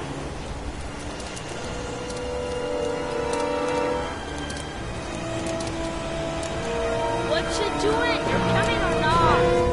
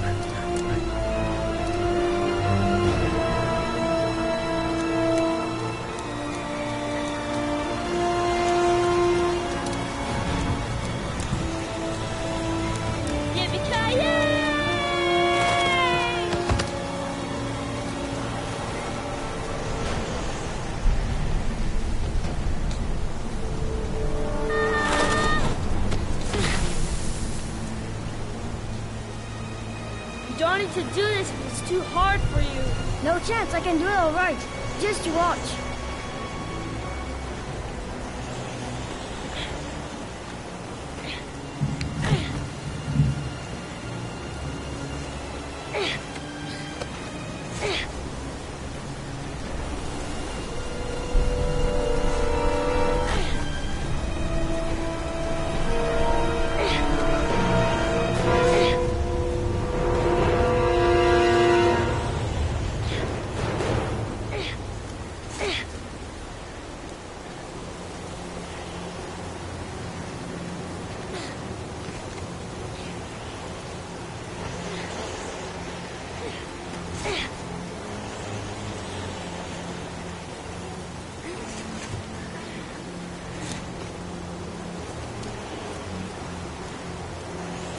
John, wait for me! Get a move on!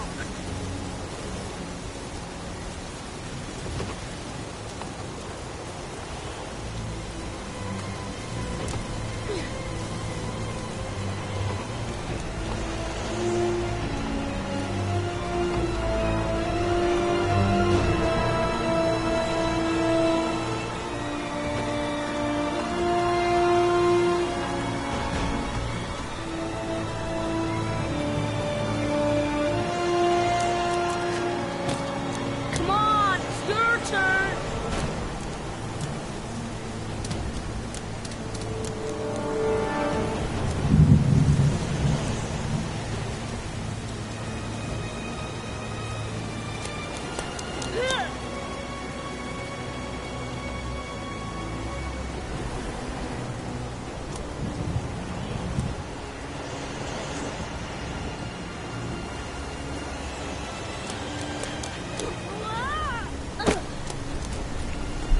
It's time to attack!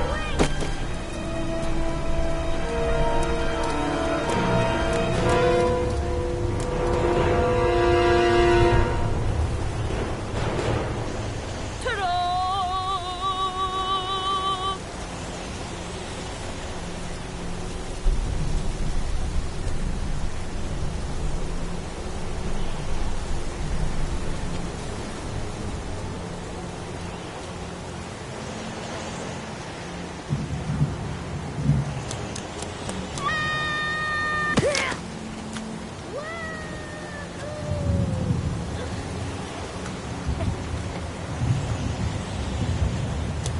Whoa!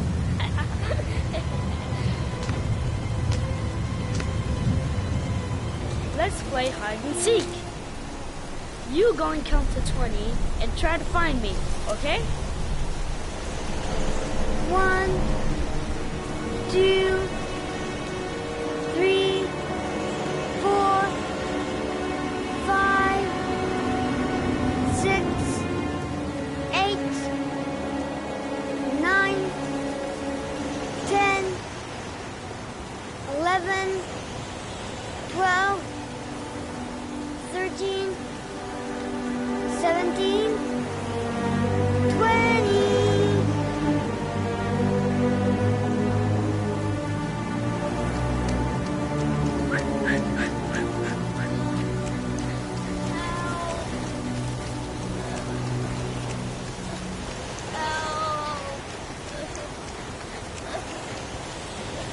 Those cries, that's John's voice.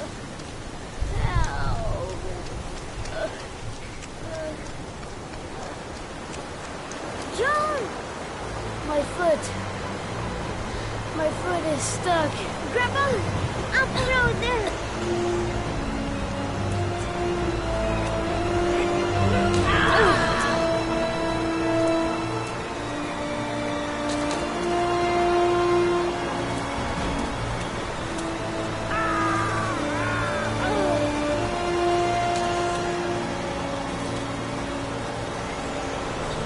Crap!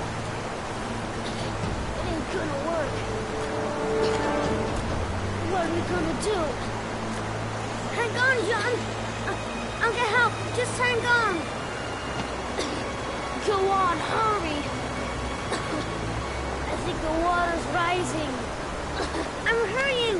I'll be right back. But the poor kid never did find any help. And his brother drowned in a pipe full of rainwater. The boy that lived, what happened to him? Well, all I know is he got separated from his parents. I think he got adopted. Well, looks like a storm's coming. I guess I better be getting home.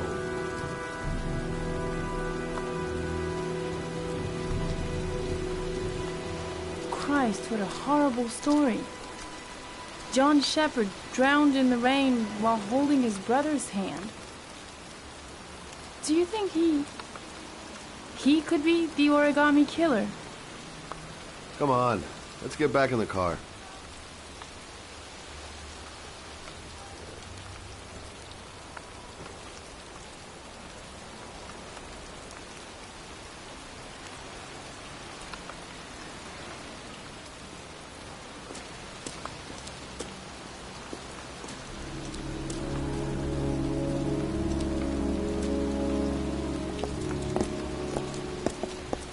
Wait, What's the matter? that man over there. Yeah? It's Charles Kramer. Gordy's father? What's he doing here?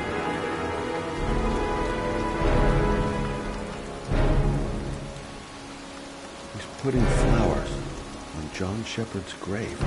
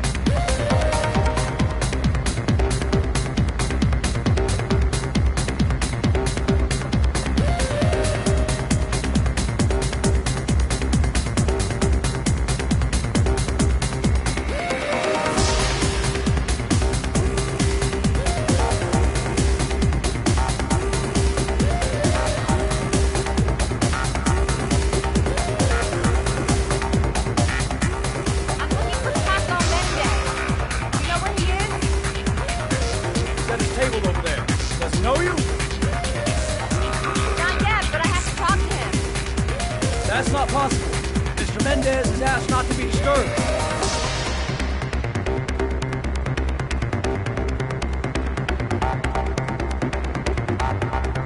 Sorry, lady. Invited guests only.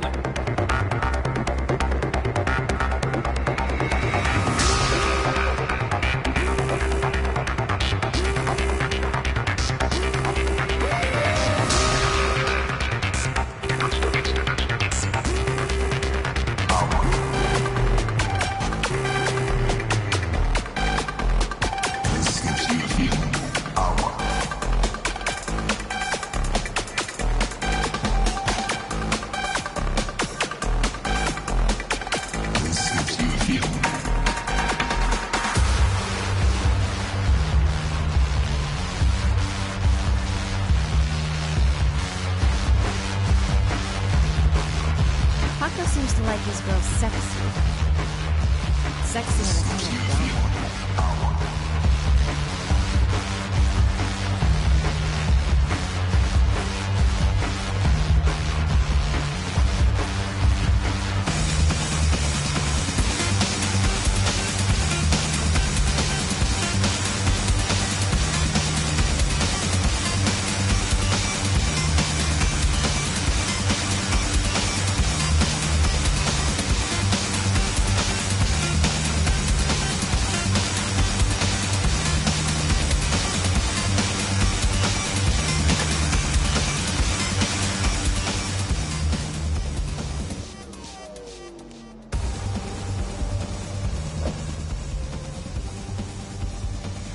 Time to play the sexy girl.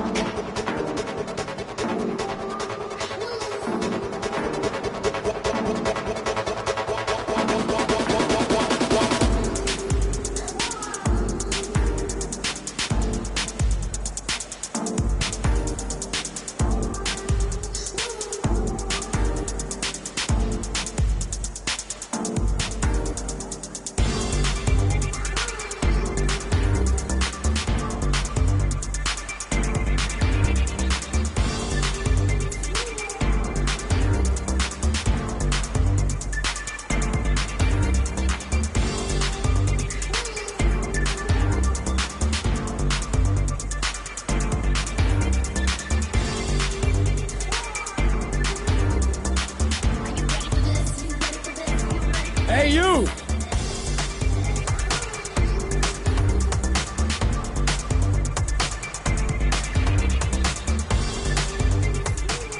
It's your lucky day, sweetheart.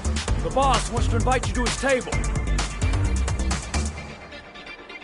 Hey, thanks for accepting my little invitation. You new around here, honey? I think I would have noticed you before. My name's Paco. Are you? Madison. I'm Madison. Oh, I like the way you move, Madison. You're making me all hot under the collar. Maybe we can continue this conversation somewhere more private. Oh, cool, baby. Yeah, come with me.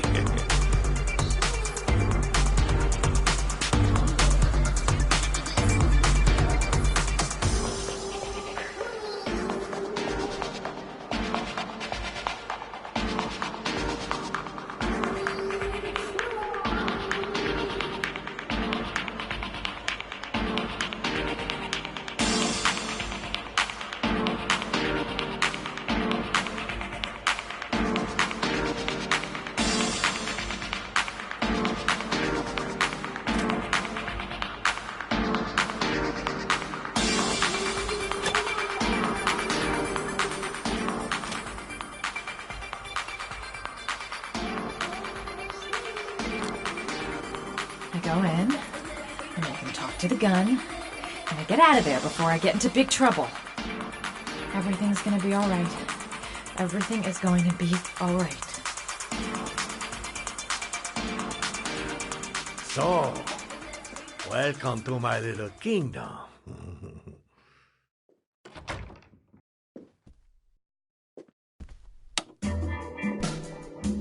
I'll take that. Just get in the way of good things, sweet cheeks. So, show me what you can do. Take it all. Slowly. Take it all on.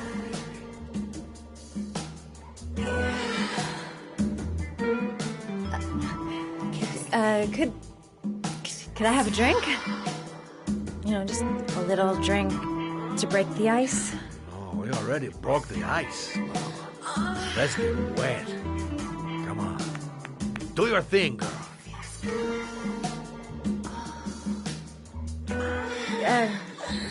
Could we just talk first? No, we don't need any more talking. I all talked out. Now, show me what you can do.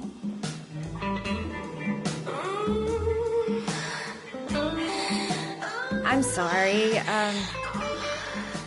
I think there's been a little misunderstanding.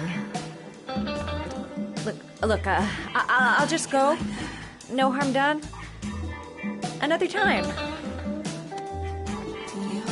I think it is you who have misunderstood, honey. I'm tired of wasting my time. It's now or never, baby. I never take never for an answer.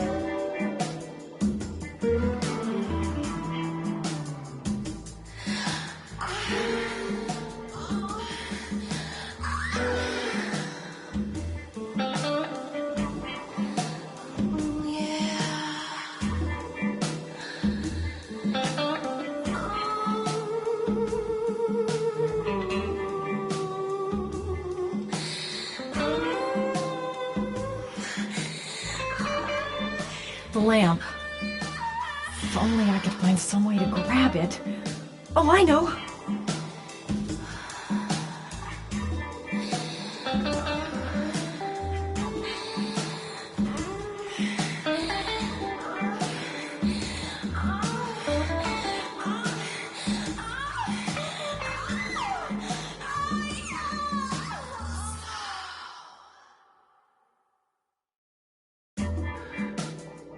baby, sweet cats.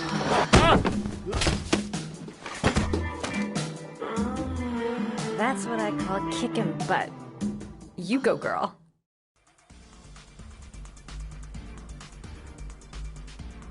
Okay, Act 2. Let's hear Loverboy sing.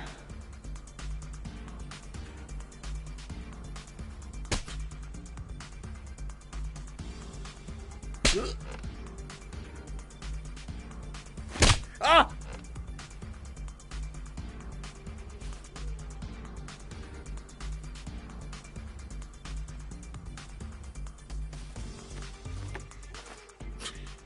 If you call out, I'll kill you. Got it? Shit.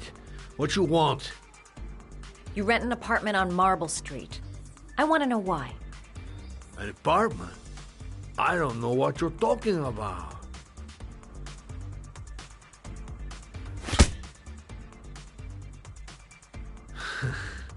Not bad for a chica, but you only hurt my feelings a little bit, mama. Ugh! You fucking bitch! I'm gonna kill you! Boss? Is everything all right?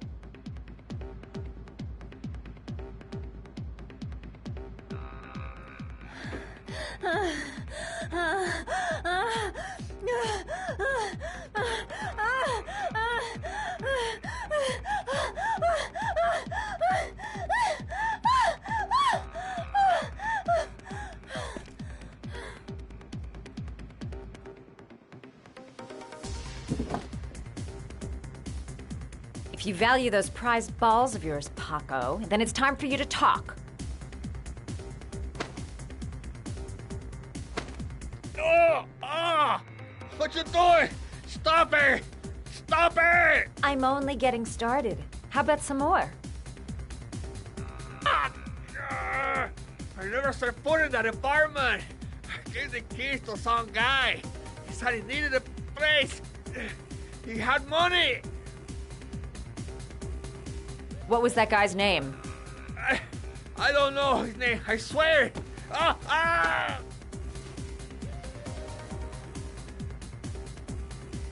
Ah!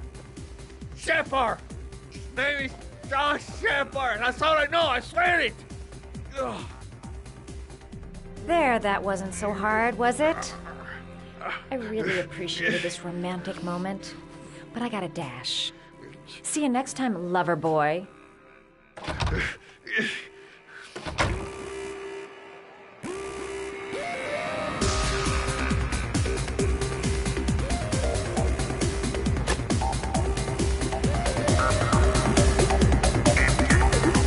to get out of here. I've got a massive headache.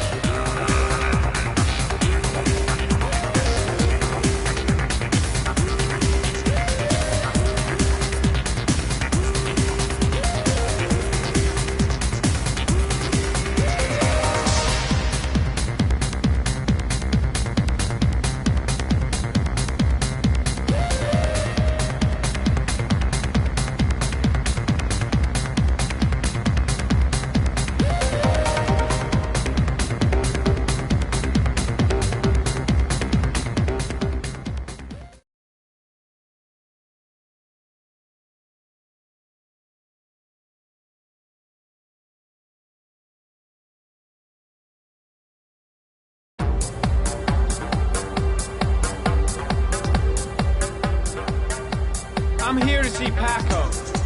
Paco? There ain't no Paco here, fella. Get lost.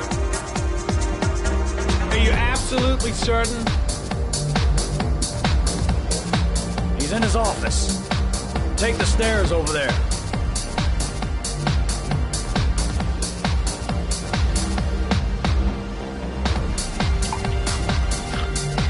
Oh, it's you. Scarpy, I gotta hear you come in.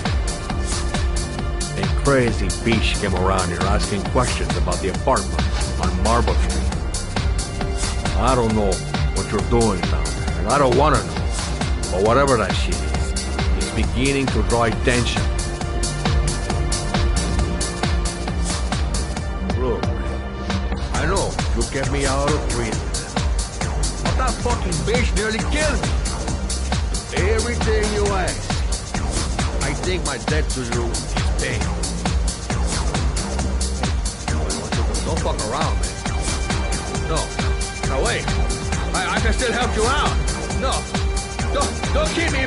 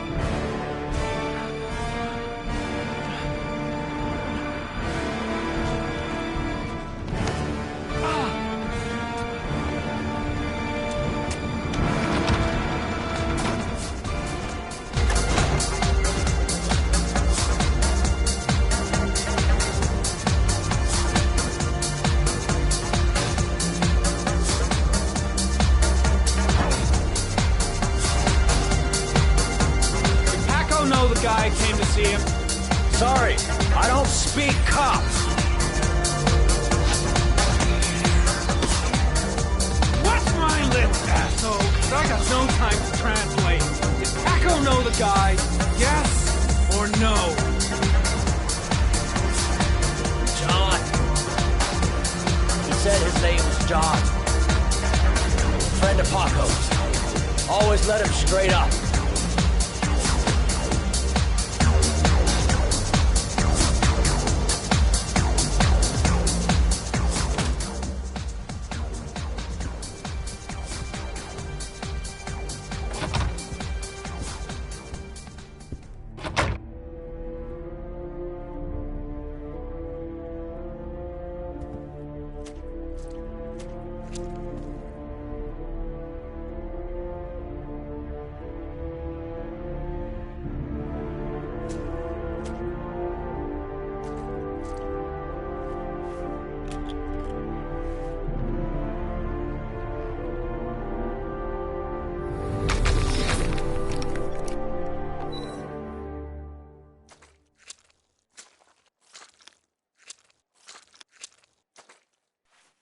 Orchid pheromones. The fucking origami killer.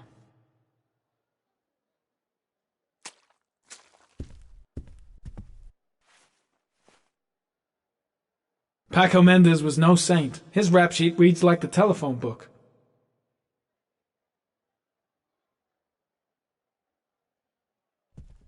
The killer was looking for something.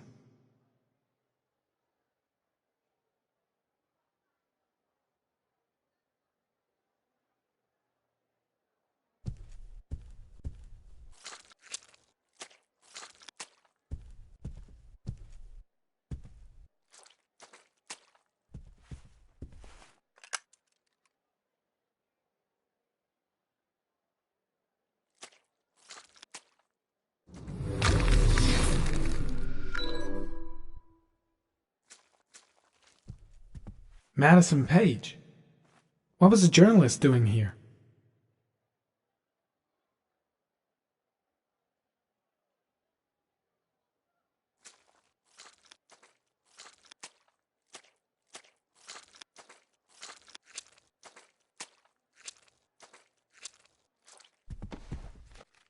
His coat pocket. I tore it off during the fight. 2 receipts from the same gas station. Interesting.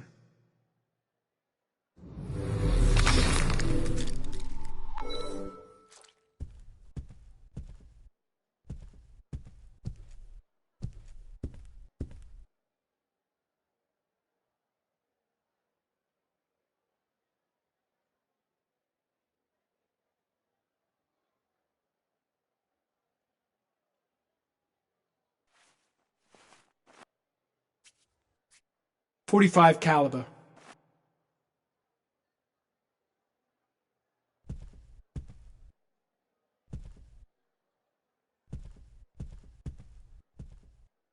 .45 caliber semi-automatic.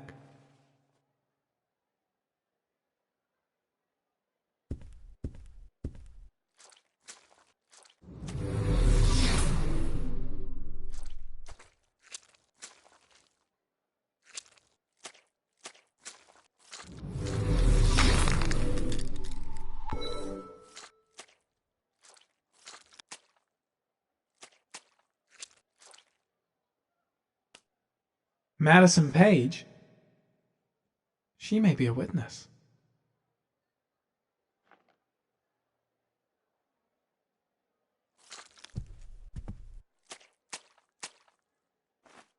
A bullet, right between the eyes.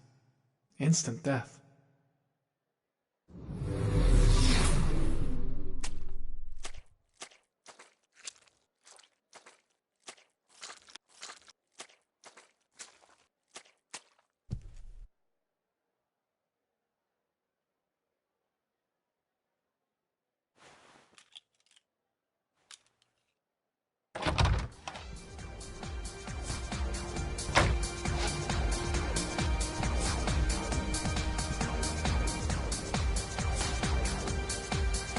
Gotta go. Need to think about all this. I'll end up a basket case if things keep going like this. That bastard nearly broke my neck.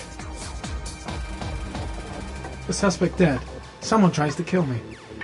On the right track, do you think? Hacko knew the killer. That's why he was killed. It was too dark. It all happened so fast. Didn't have time to see his face. I seem to spend most of my time getting the shit kicked out of me. Shit. Looks like a dead end. Road to nowhere. Oh, got the shakes and the cold sweats.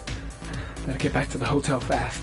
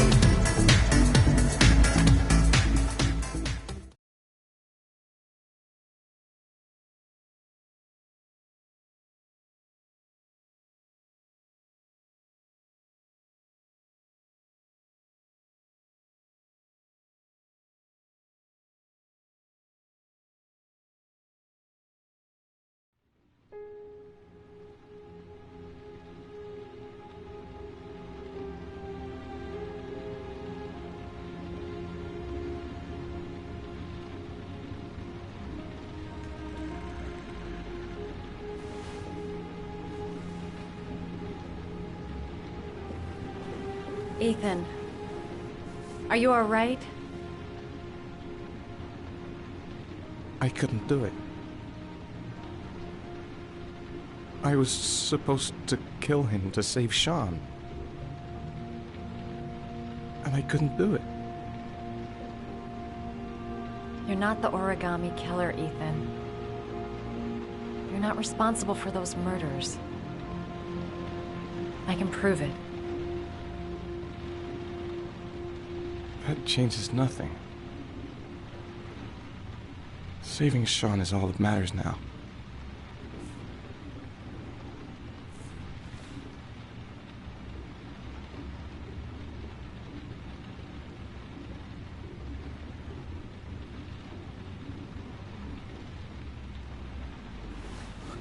I can't.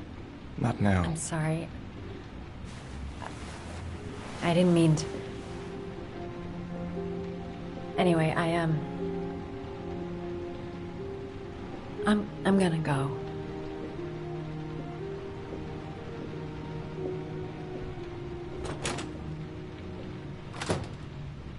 I've no more business here. I'm going home.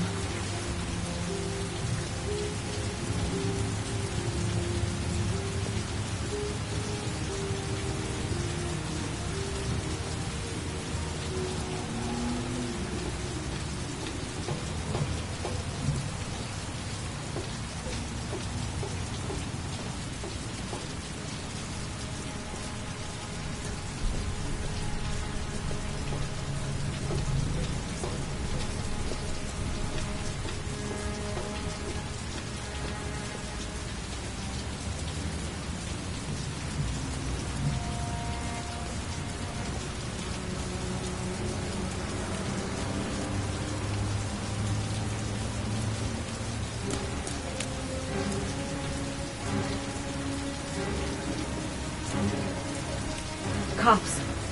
They're looking for Ethan. It looks like a raid.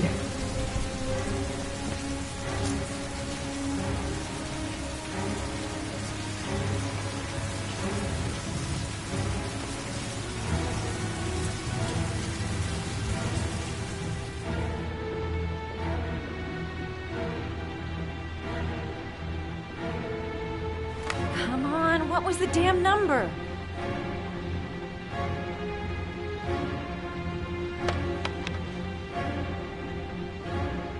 Crap, that's not it.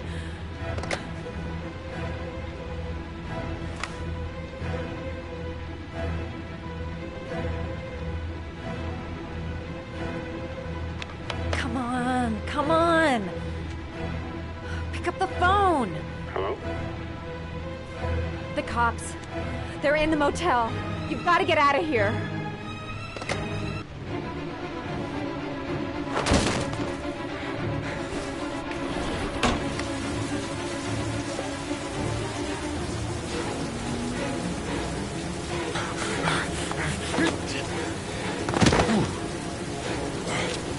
Come on, he's getting away! He's still on the move! Get him! He's making a run for it! He's on the balcony!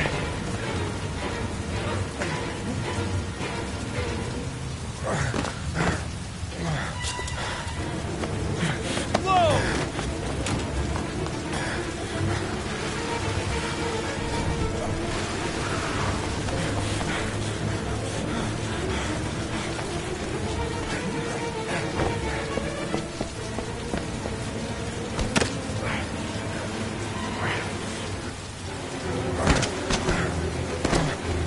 Don't move!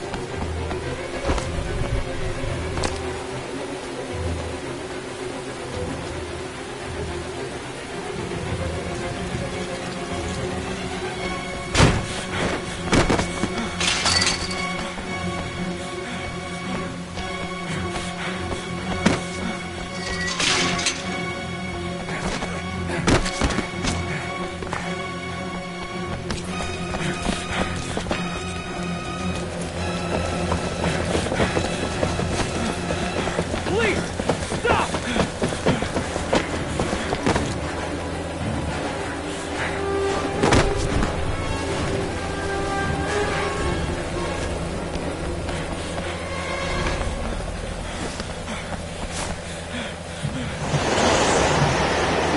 It's over.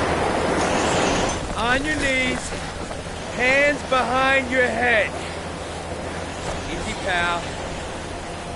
Nowhere to go. You're surrounded. Holy fuck!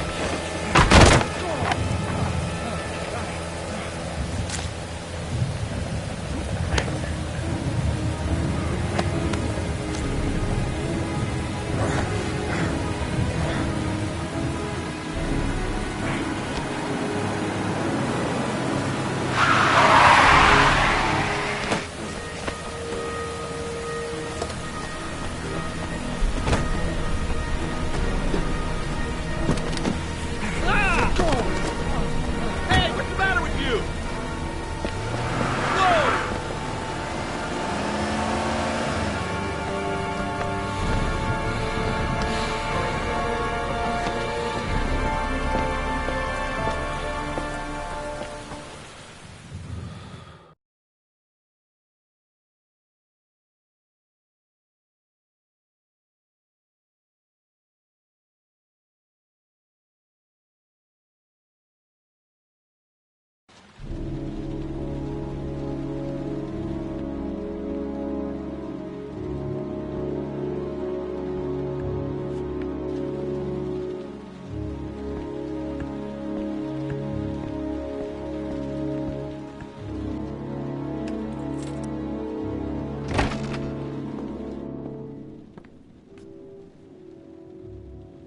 Lauren? I'm sorry, Scott. You should have listened to me, Mr. Shelby. I told you to drop the investigation. Your son is a serial killer. How many people does he have to kill before you turn him in? Gordy has his faults, but he's still my son. You have no children, Mr. Shelby. You can't possibly understand. You leave me no choice. Your investigation is over. For good.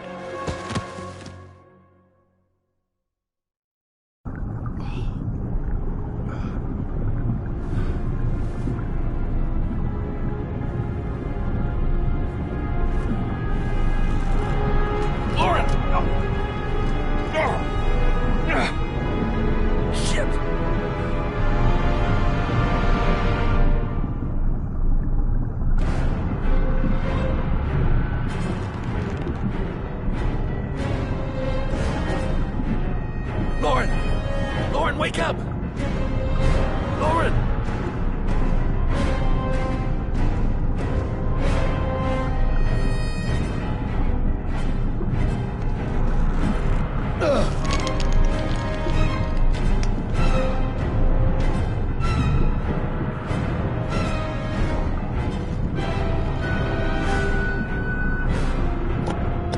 Goddamn fool. Nothing's gonna work if I don't switch on that ignition.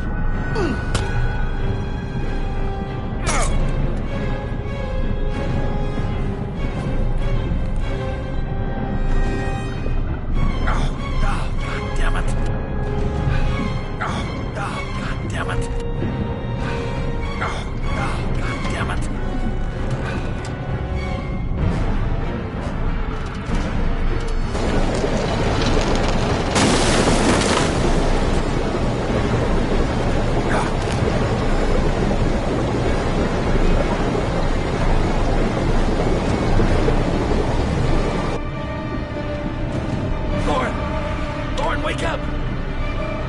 Lauren!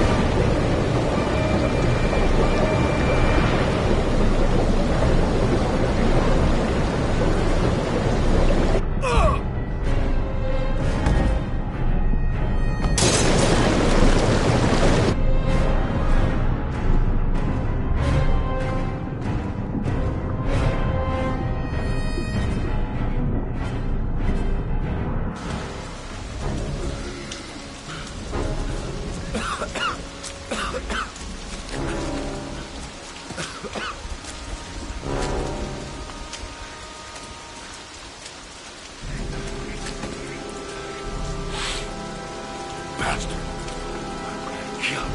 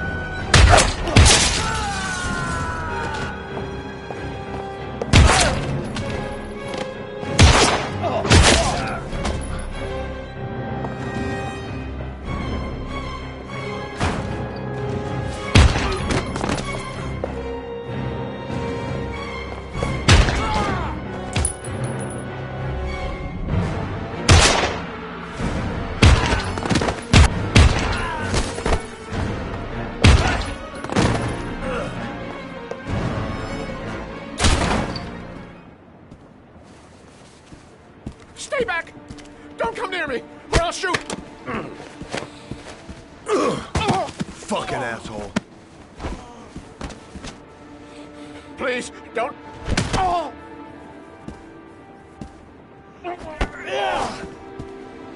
Bastard! Lauren is dead! You fucking killed her! Stop! I beg you!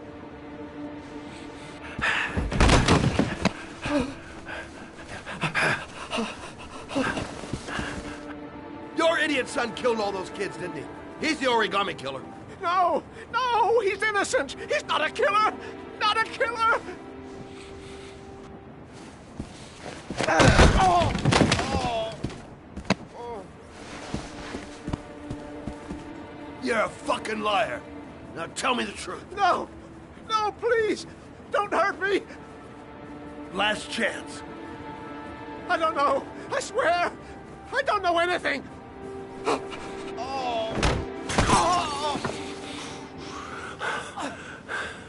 Stop. Stop. I beg you. I'll tell you. I'll tell you everything.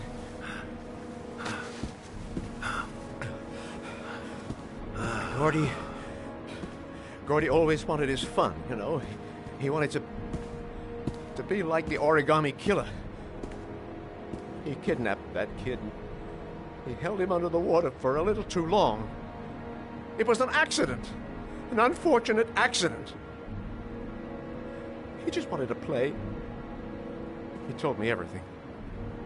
He was crying. He was so sorry for what had happened.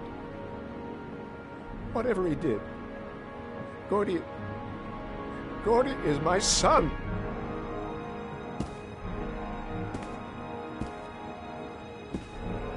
No one will miss him. What? That boy, Gordy killed. No one will miss him. He was street trash, like so many others.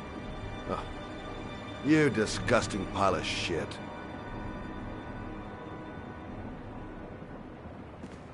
And what about John Shepard?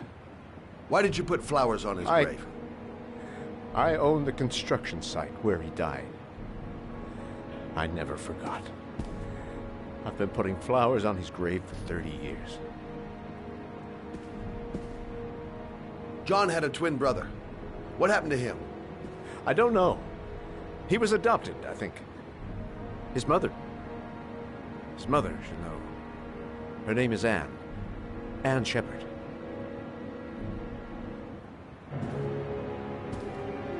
That girl, Lauren, she was just a whore. You'll forget her in no time. Come on, work for me, Shelby. I'll pay you well. You'll be able to have all the girls you want. Never say her name again. You hear me? Never.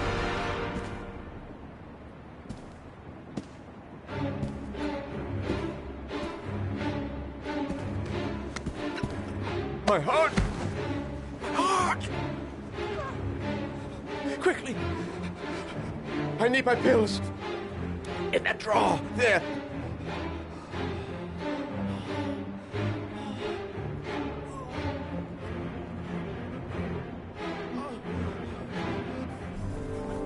Shelby! Come back! I fucking order you! Come back!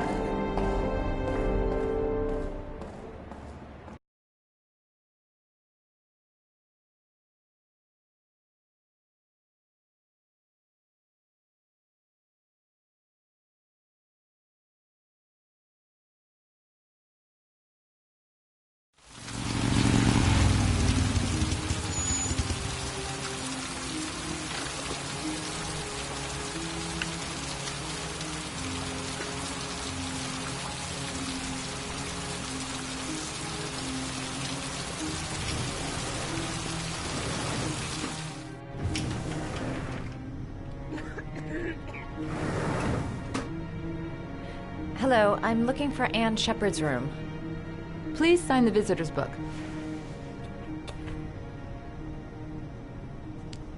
Are you a member of the family? Yeah, you could say that. Oh, she'll be pleased to have a visitor. No one ever comes to see her. With the Alzheimer's, she has trouble remembering things, but it'll still please her, you know. It's room 19 at the end of the corridor. Thank you.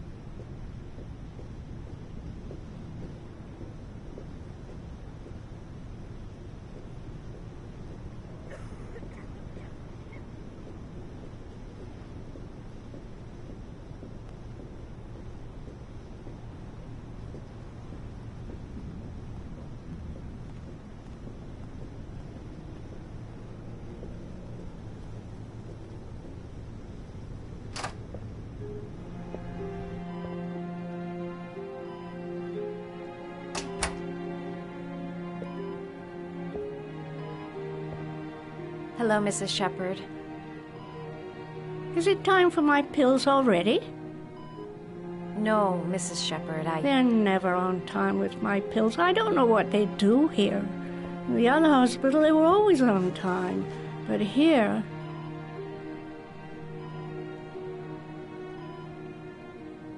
I came to talk about your son, Mrs. Shepherd. My son? I have no son.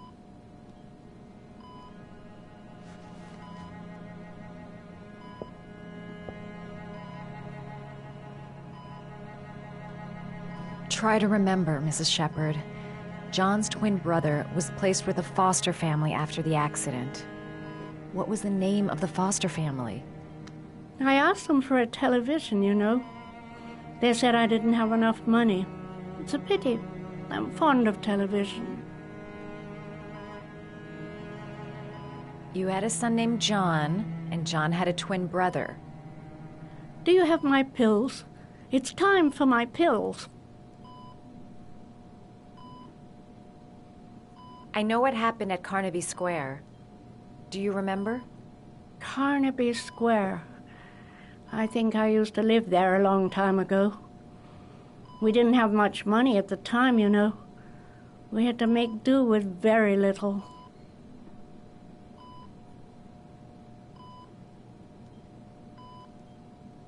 Mrs. Shepherd, your son may be linked to a series of murders. Perhaps you have some information that could help the investigation. Are you a new nurse? Where are my pills?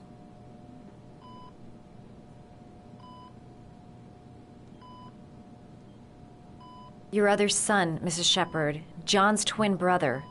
What was his name? What other son? I have no other son. I never had any children.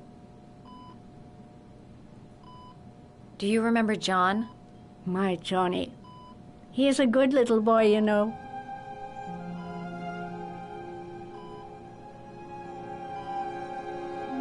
I think your son is in trouble, Mrs. Shepherd. He's done some terrible things. I need to find him. Do you understand? Terrible things you're telling me. He never came to see me, can you believe it? In 10 years, never.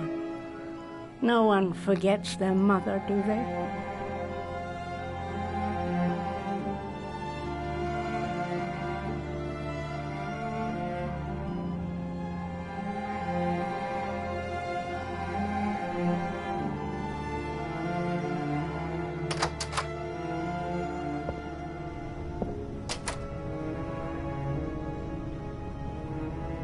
All right, no point in wasting my time. I won't learn anything more by staying here. All right, no point in wasting my time. I won't learn anything more by staying here. It'd take days, if not longer, to find the name of the family that adopted her son. Sean Mars would be dead by then. This woman might be the origami killer's mother. Must be some way to get her to remember.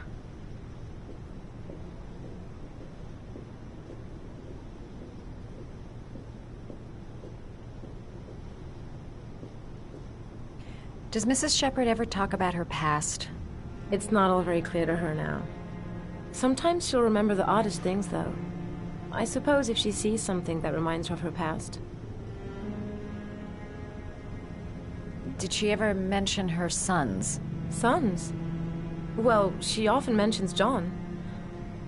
I think he drowned. Does she ever talk about her other son? I didn't know she had another one. I've never heard her mention it.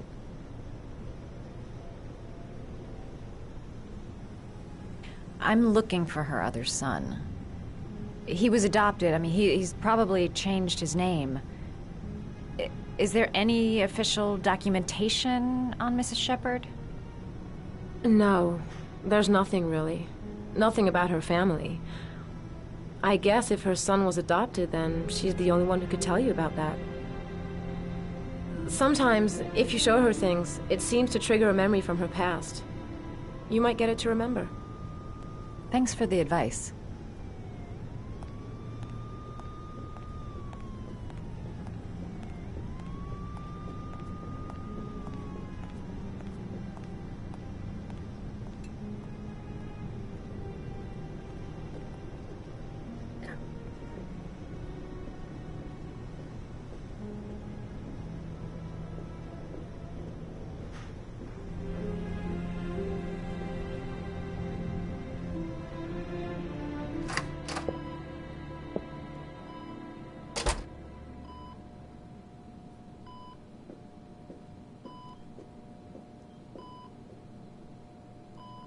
What a lovely orchid. My sons loved orchids. We used to grow them in the back. When John died, I laid orchids on his grave.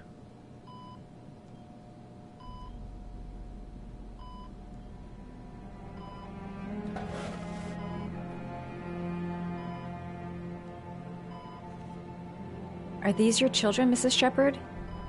John and his brother? Is that them? They're good little boys. Their father never looked after them, always drinking. They didn't have an easy life, you know.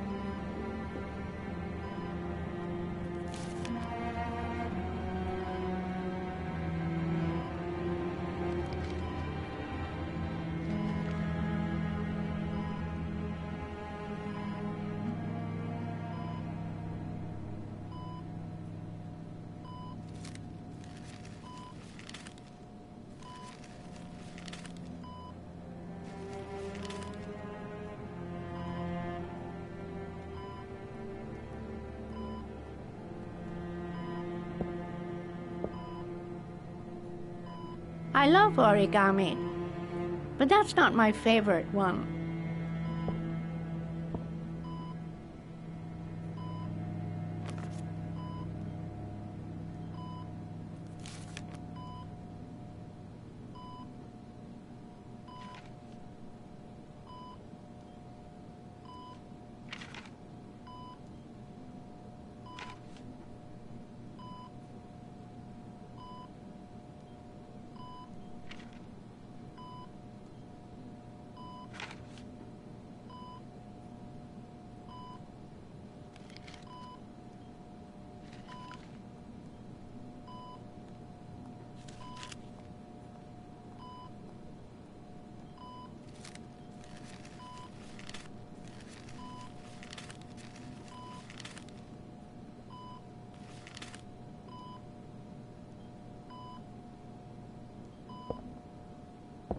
I love origami, but that's not my favorite one.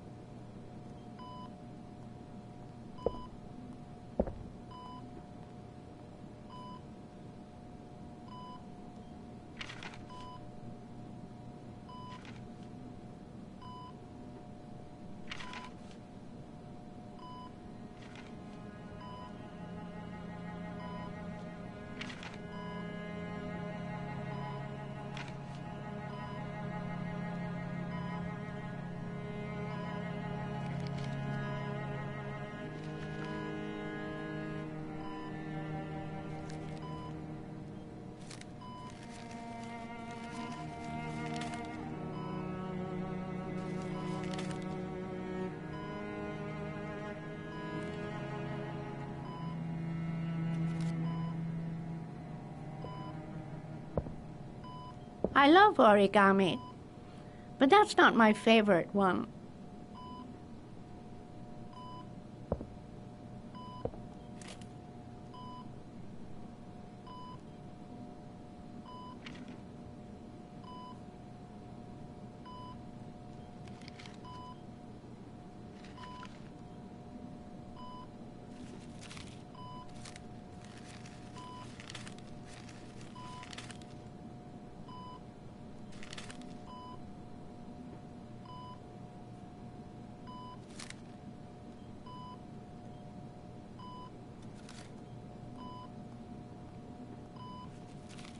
Oh, you know how to do these little dogs, too. My children loved origami. I taught them how to do it. John loved the little dogs. He always wanted to call them Max. Max, Max, Max. All dogs with the same name. I was wasting my time telling him they couldn't all have the same name. But he always wanted his paper dogs Max. It's funny, isn't it? I cried when they told me. I'd already lost one of my children, and now they were taking away another one, you understand. The foster family, Mrs. Shepherd. What was the name of the foster family that adopted John's brother? They were really very nice people. I met them, you know. In the beginning, I used to go and see my little boy. And then I got sick and I couldn't go any longer. Perhaps he thought I'd forgotten him. He must have thought I didn't love him anymore. His name, Mrs. Shepherd. What was his name? But I loved him. If you only knew how much I missed him. Please, Anne.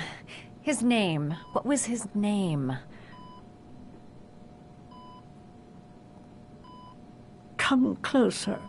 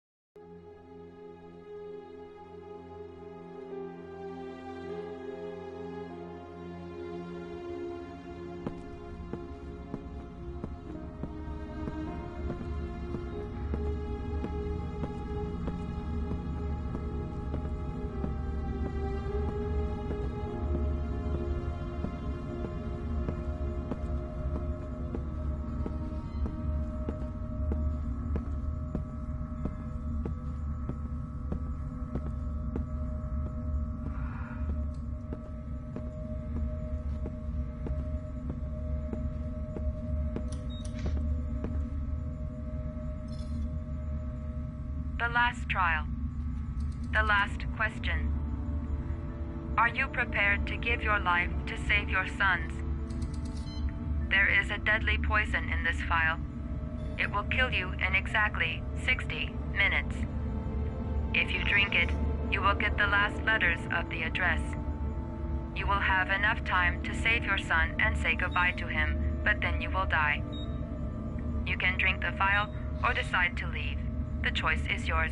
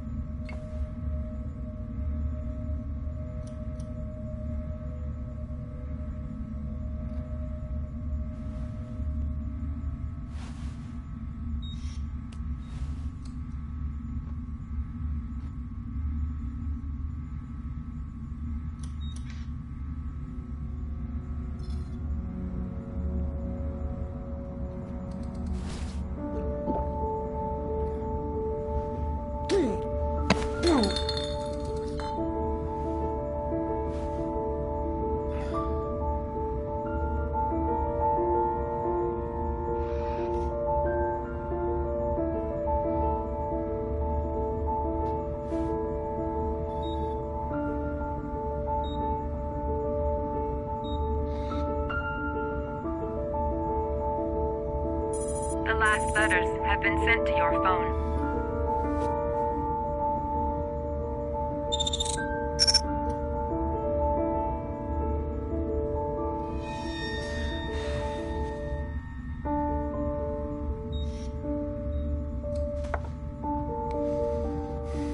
I did what I had to, Sean. Your dad's coming to save you.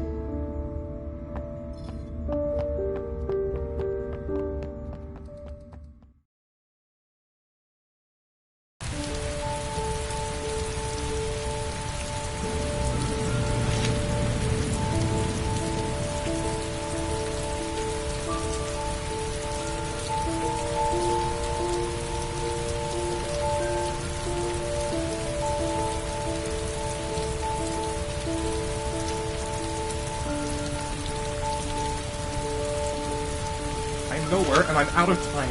Damn fucking shitty letters from this fucking address! Come on! There's gotta be a way to do this!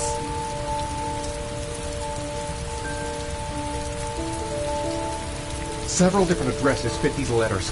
God, they're scattered all over the city. I don't have time to check them all.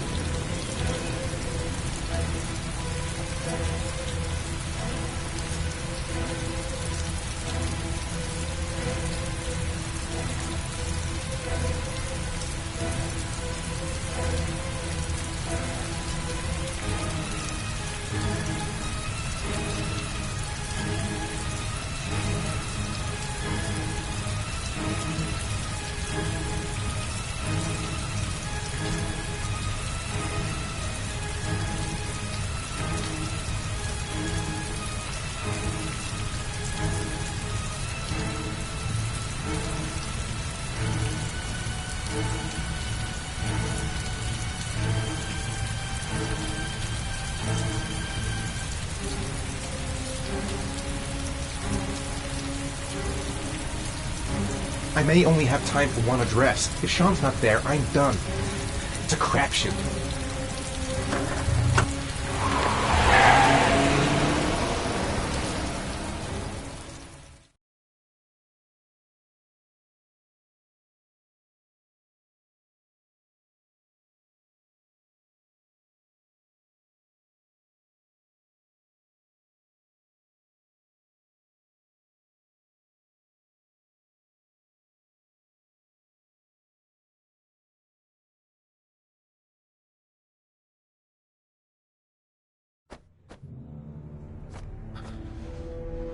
We've only got a few more hours left to save Sean Mars.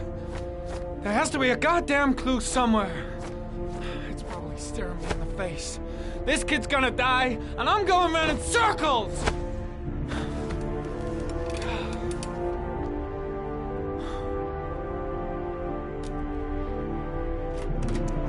All packed up and ready to go? What are you talking about? The investigation's over. We know who did it. We no longer need your services anymore, Norman. So you can ride your files all the way back to Washington. I'd be lying if I said I was gonna miss you. The investigation isn't over. You have absolutely nothing on Mars. Mars is guilty. Case closed. Anyway, it's no concern of yours now. You're off the case. So pack up and fuck off. Blake, you are an unbalanced, psychopathic asshole. I'll take that as a compliment. Honestly, I don't give a shit what you think. I found the origami killer. Everyone's happy. End of story. Have a nice trip back, Norman.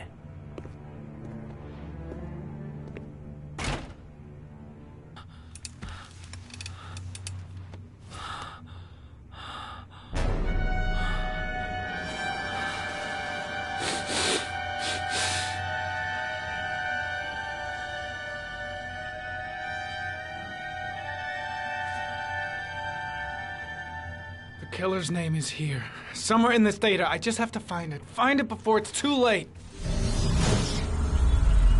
Oh, one last thing, sir. You should be careful not to overindulge in you know what. It can be dangerous. Very dangerous. It'll end up killing you if you're not careful. That would be most unfortunate, sir.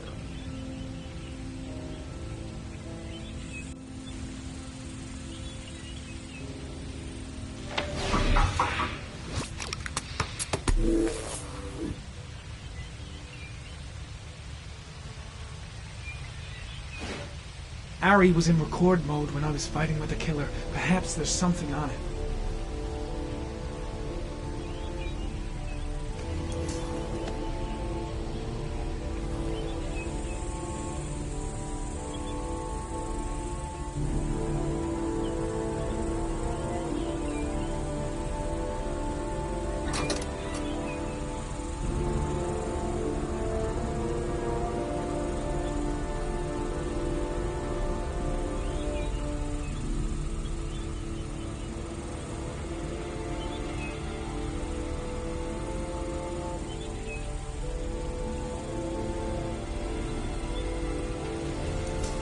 The sword was already in Paco's office. It's got nothing to do with the killer.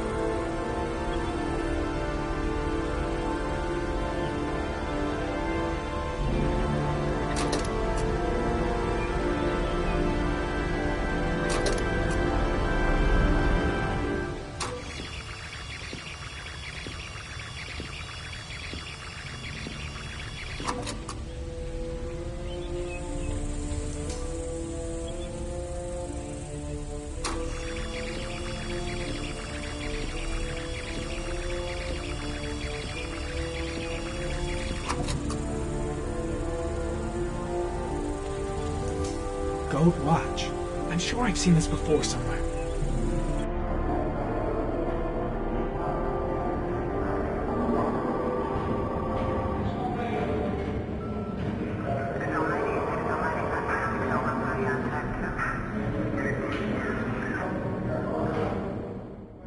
The watch they give for promotions to lieutenant. The killer is a cop.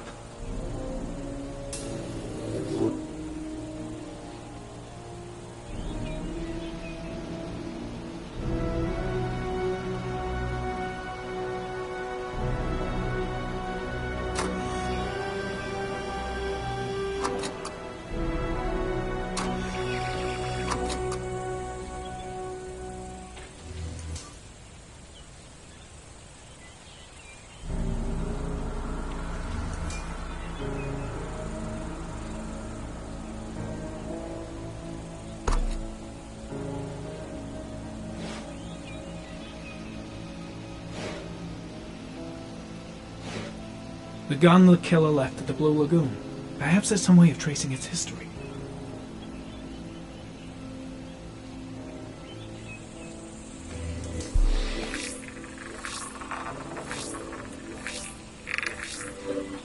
Impounded in a police case 5 years ago, the gun is still supposed to be in police custody. Who checked it out? If not a cop.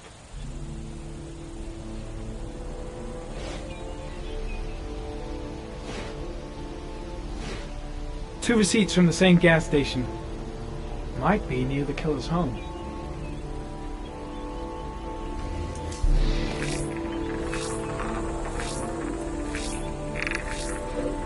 Ugh, that doesn't get us anywhere.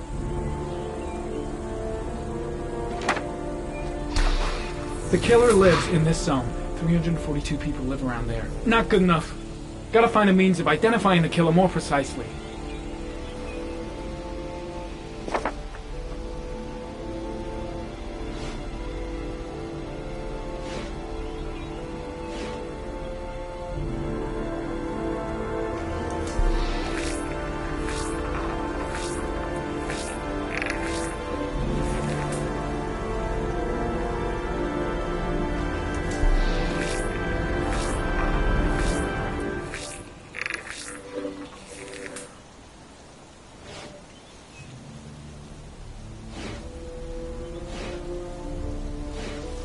Looks like the killer is a cop.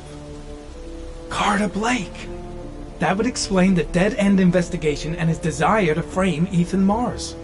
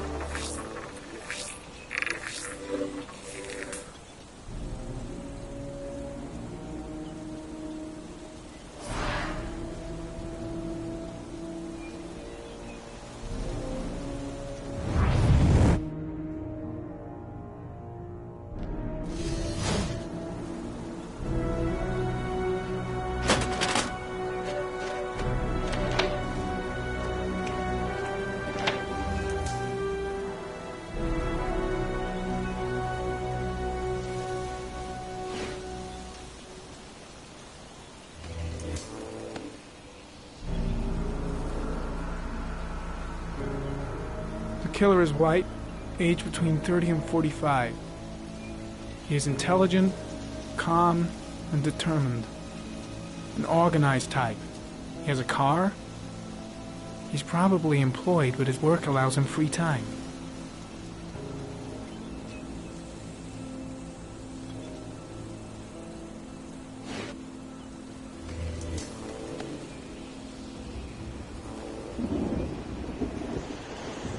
There is always a railroad line adjacent to where the bodies are found. And all the victims disappeared in the fall.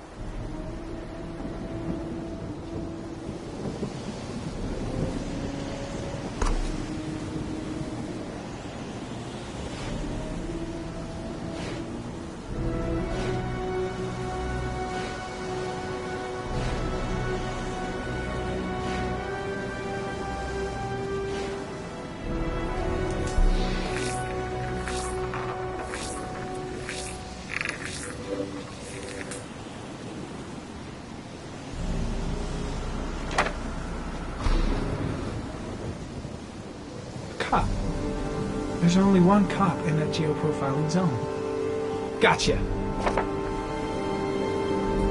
He owns a warehouse on the docks. If I'm wrong, Sean Mars is dead.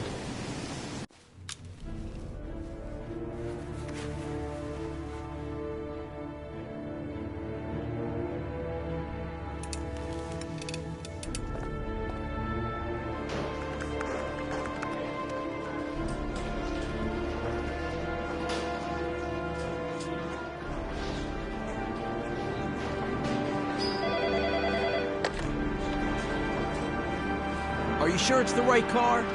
At the docks. Call the SWAT team. Oh, and I'll need a chopper. Today? Of course I'll need it today, you fucking imbecile.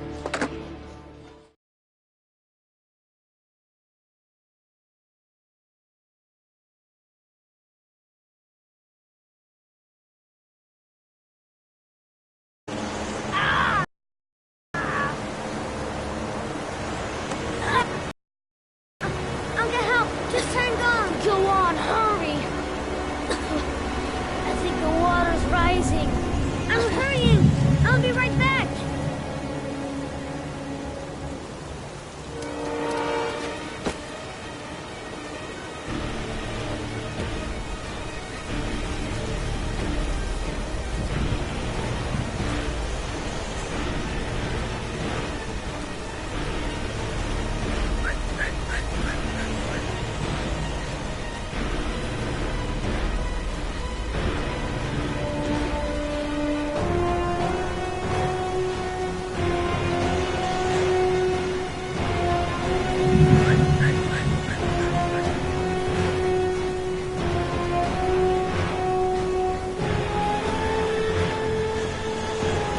Dad, it's John.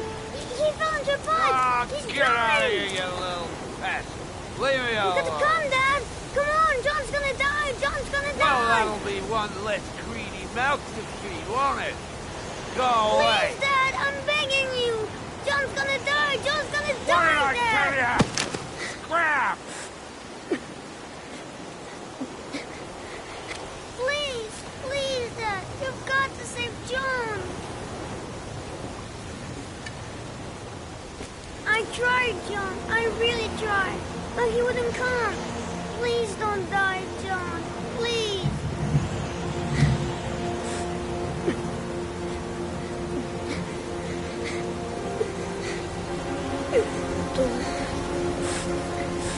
Don't forget about this guy.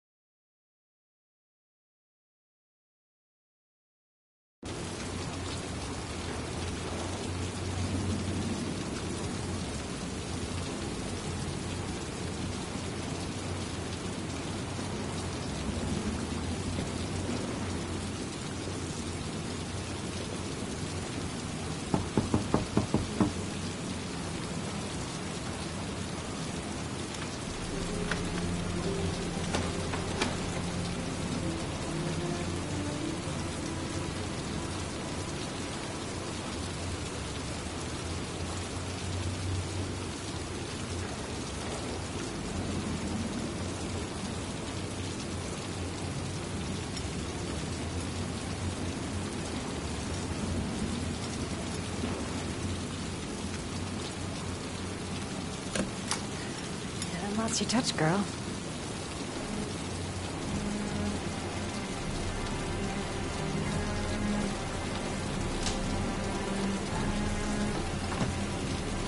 The origami killer's apartment. There must be something that'll tell me where Sean Mars is.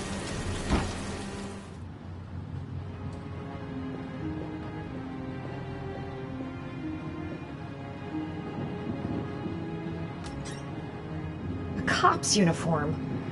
Always trust a cop. That's why children went with him. He was dressed as a cop.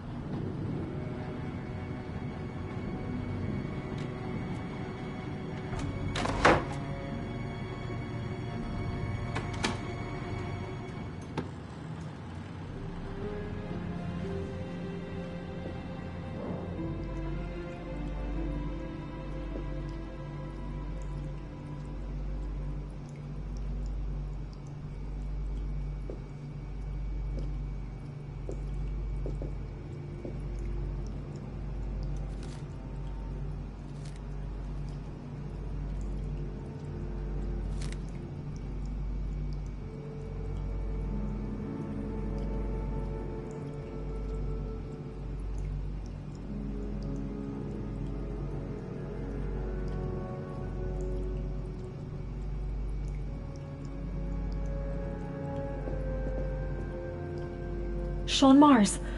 Oh, the lunatic's been watching him drown. It's some kind of a well filling up with rain, slowly drowning him. Oh, there's not much time left. There must be something here showing where the well is. Shit, it needs a password.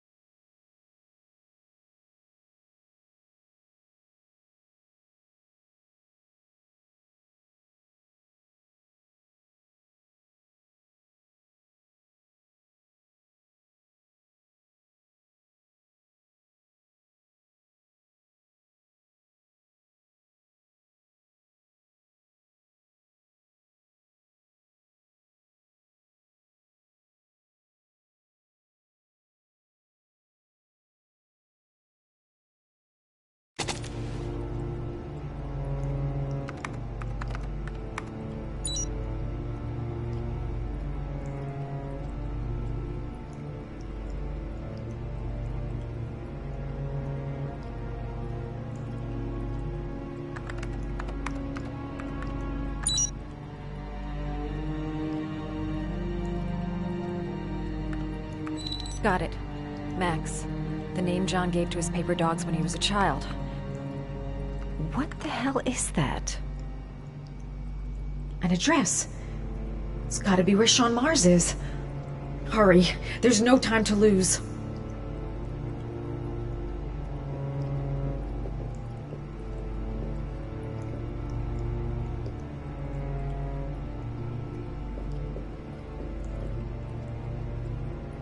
This is where he cultivated the orchids that he left on the chest of his victims.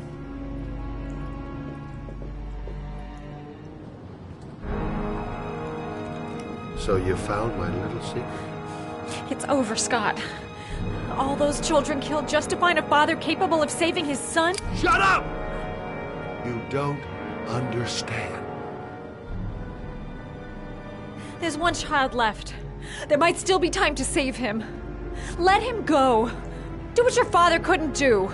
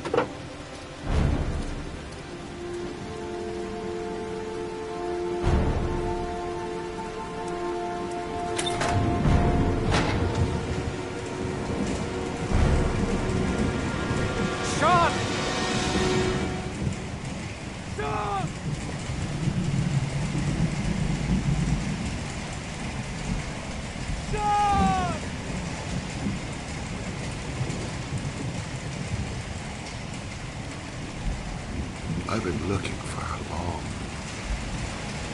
long time.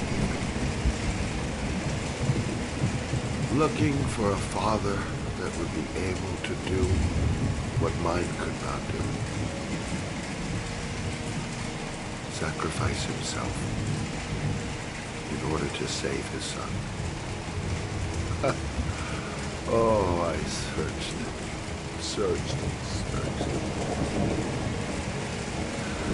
And then I remembered you.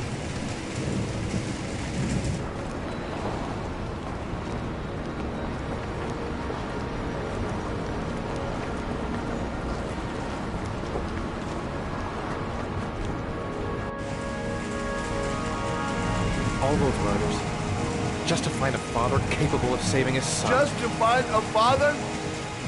Do you have any idea how it feels to be a worthless nothing in your father's eyes? Believe me, I've suffered just as much as my victims. I finished your damn trials.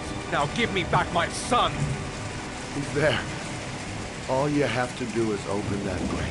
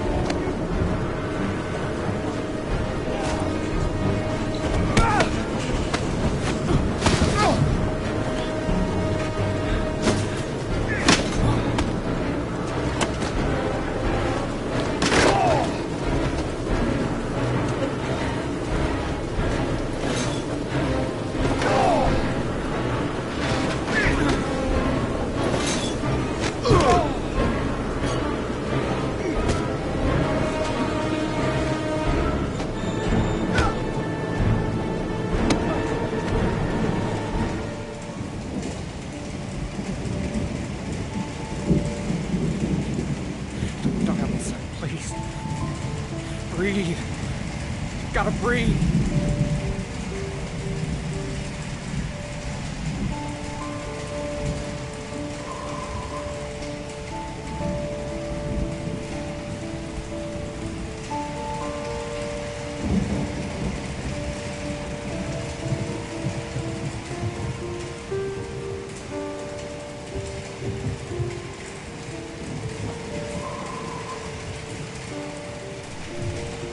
Don't leave me.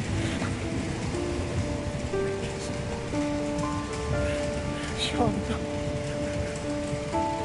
don't leave me.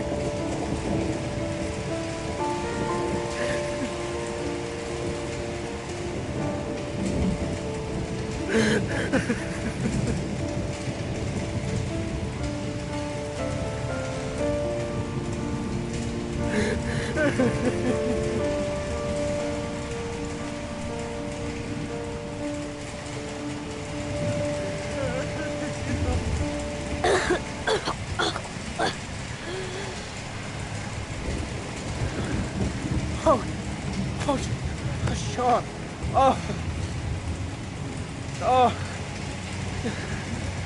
I thought you were gone.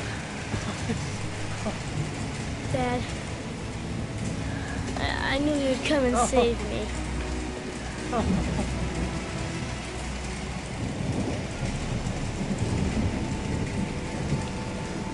Sean, listen. you are the best thing that's ever happened to me in my life. I want you to know that whatever happens, I love you more than anything in the world. I'm not dead. I took the poison an hour ago, and I'm not dead.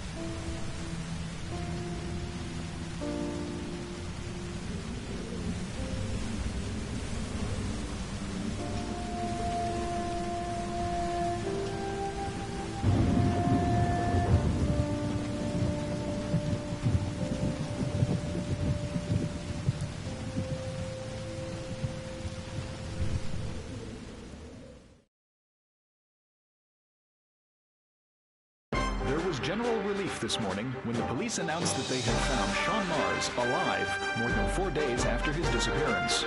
Mars had been imprisoned in a well by the man known as the Origami Killer. The successful resolution of this case was made possible only by the bravery of Ethan Mars, who the police believed at one point to be the killer. It is no doubt due to his great courage and tenacity that he succeeded in foiling the plans of the Origami Killer. The police commissioner presented him with an official apology today. Our main headline today: it is reported that the police have identified the man thought to be the Origami Killer. Scott Shelby, 48, is a former police lieutenant who claimed to be a private eye hired by the families of the killer's victims. Despite a citywide manhunt, Shelby has not yet been apprehended. Police are now mounting a nationwide operation in an effort to arrest him. In a related tragedy, it was learned that the investigation has cost the life of Madison Page, a young reporter covering the Origami Killer story. Unfortunately, the investigation has cost the life of Norman Jayden, the FBI profiler working on the case. Jayden was killed while trying to arrest the Origami Killer in circumstances that remain unclear. A full police investigation is pending.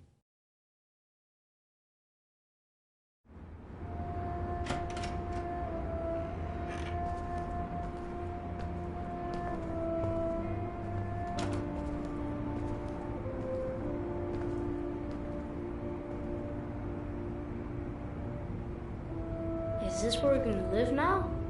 Only if you really, really want to. Or we can keep on looking until we find something you like.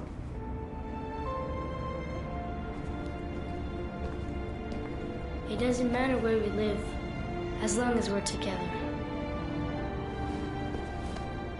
I will never let anyone or anything separate us again. We're stuck with each other, kiddo. Like glue.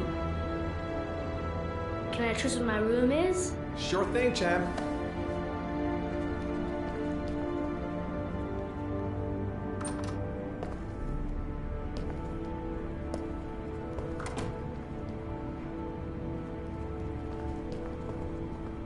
All right, then I think we can stay here.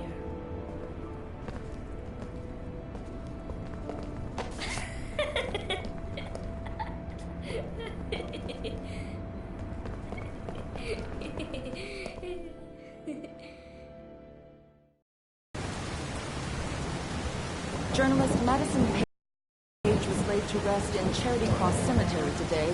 Her heroic death while investigating the disappearance of Sean Mars has made a lasting impression on the whole country.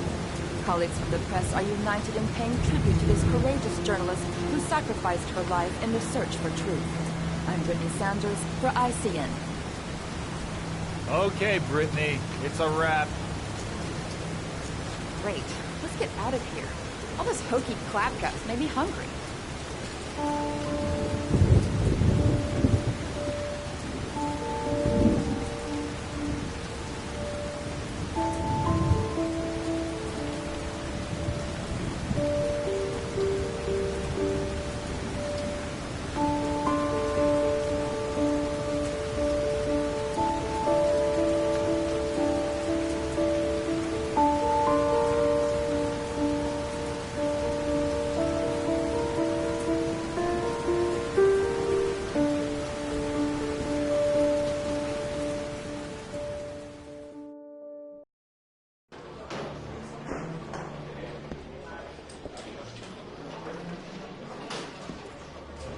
He's being buried in 2 days in some godforsaken hole in the back end of beyond near Washington.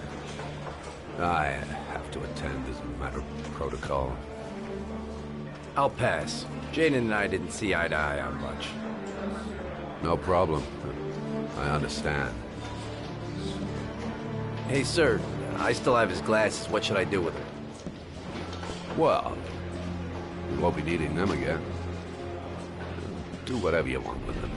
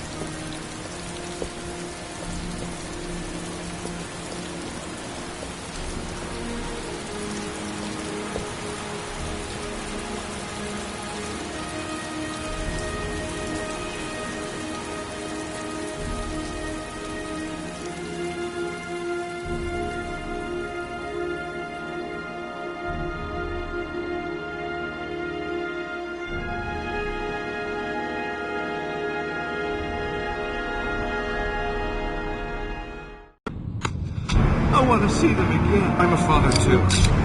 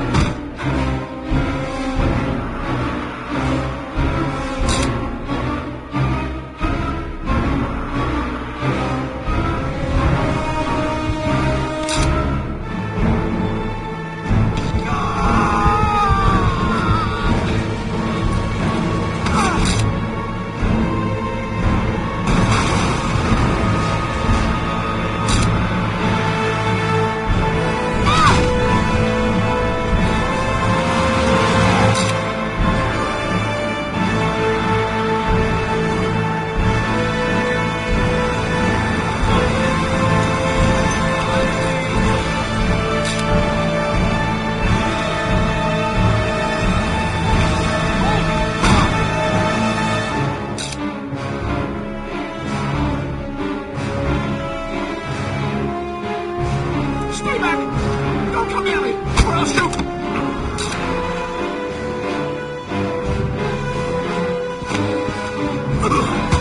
Fucking asshole.